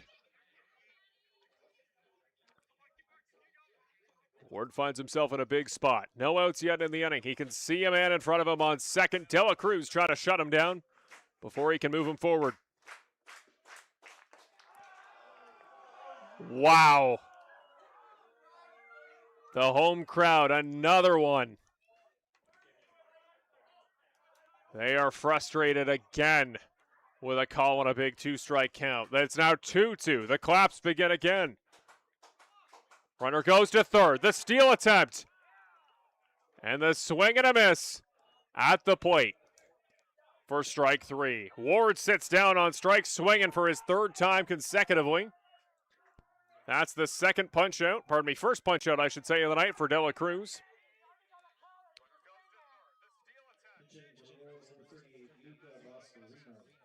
So it's going to be Luca Boscarino in now. The 3rd pinch hitter we've seen here for Guelph. Going to sub for Kyle Cush. Now has the runner on 3rd. That's Torres. 1 out. That one out in the air, out towards center. Ranging back for it's Holmgren. The runner will tag up. The run will likely come home. A very late start, but he jogs it in time. The Guelph Royals cut the lead to just 1, but Jorge De La Cruz is 1 batter away. And it's the man who kicked this ball game off at the top of the order. He'll come up for his 5th time. Ryan Dos Santos has the game on his bat as the Red Sox looking to close this one out.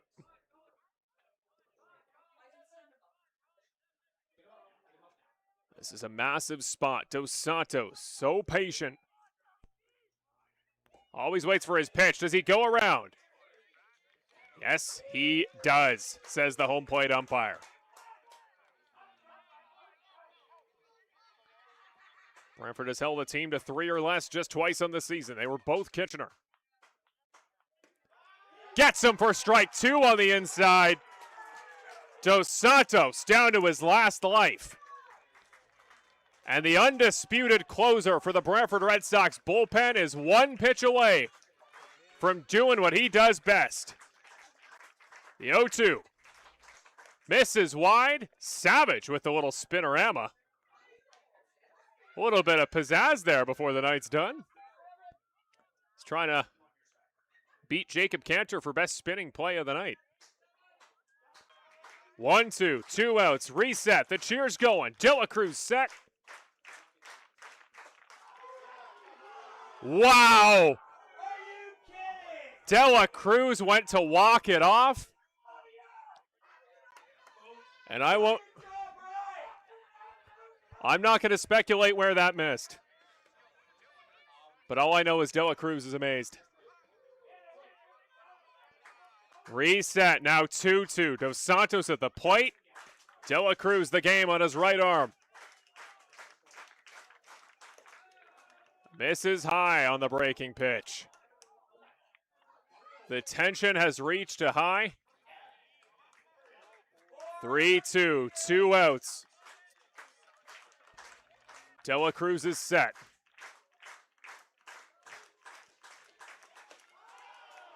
Wow. Dela Cruz cannot earn a strike called right now. The walk to Dos Santos. Just 2 walks in the first 5 innings. Brantford has given up 7 since that point, and trust me, they have not been by much. Anthony Gilbert, now the man with the game on his bat. A double by Gilbert could tie the game. A homer could give them the lead. That one sent foul into the first base fencing. There you see a backup arm warming up for Guelph. Getting stretched out just in case a little more support is needed. 0-1 the count. Here's Gilbert. Misses high.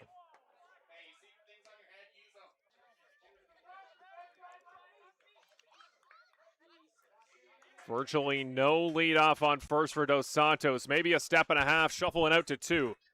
1-1. Runner goes out in the air to left field. Underneath it. Game over. The Red Sox win it at home. On the flyout by Gilbert. Dela Cruz comes in to record the save, and it's double digits for the Brantford Red Sox in 2026. They win it over the visiting Guelph Royals 4-3. Your final score. Well, the fans weren't happy with every call of the night, but they don't need to be. All that matters is the Red Sox take the win. And what a night it has been. Lion and Tone records the final out there and left. And the handshake line begins. The kids will run the bases here in a few moments. But for now, the Red Sox pick up win number 10 on this season. The Guelph Royals will need to wait a little bit longer to pick up win number 20. It's a big ball game. I said coming into tonight that the biggest thing Brantford can do if they want to chase down a playoff spot, no matter how, minute the chances may still be, is to beat the team that currently sits in the bottom of that cutoff. They got to go 16 and 5. The rest of the way do the Red Sox, based on the way batting or winning percentage, I should say, is speculating that the final playoff cutoff spot will be decided. But what a night, ladies and gentlemen. Thank you again to Aiden Armitage for joining me up here in the broadcast booth tonight. It's can sometimes be difficult in the late night games calling a game by yourself, but seeing you guys out there in the YouTube chat, all the great comments, knowing all the great support, everybody enjoying the game out there and there in the country. I had my parents out here at the game here today in person. It was just a special day. What an attendance here today. Brantford Red Sox fans, anybody who was here at the game watching this one back, you did a great job today coming out to support the team. The noise was great. The energy, you couldn't ask for better. And our crew did an awesome job as well. Thank you to Ryan out there on first base camera, always getting the most fun shots and doing great journalism there with that car that got hit in the rear taillight. That might have been the highlight of the night for me. Great job there by every player on defense, as there's the Gatorade shower out on the field. Tonight it was just the entire ice cooler. It's Brody Black winning the Player of the Game award. He gets doused with the ice, and he is looking pretty fired up. It's great to see the Red Sox happy. It's great to see the whole squad buzzing after a very well-deserved great night of baseball. That'll wrap us up here for Brantford Red Sox CBL Baseball here on YouTube, CBL TV, or Red Sox Game of the Week. The Royals drop to 19 and 14. The Red Sox close out July 31st the way they opened up July 1st with a win. 10 and 19, Wex and the Red Sox out of tonight. Don't forget, Red Sox fans, back here at the ballpark Sunday against Hamilton, 2 o'clock start time for some afternoon action.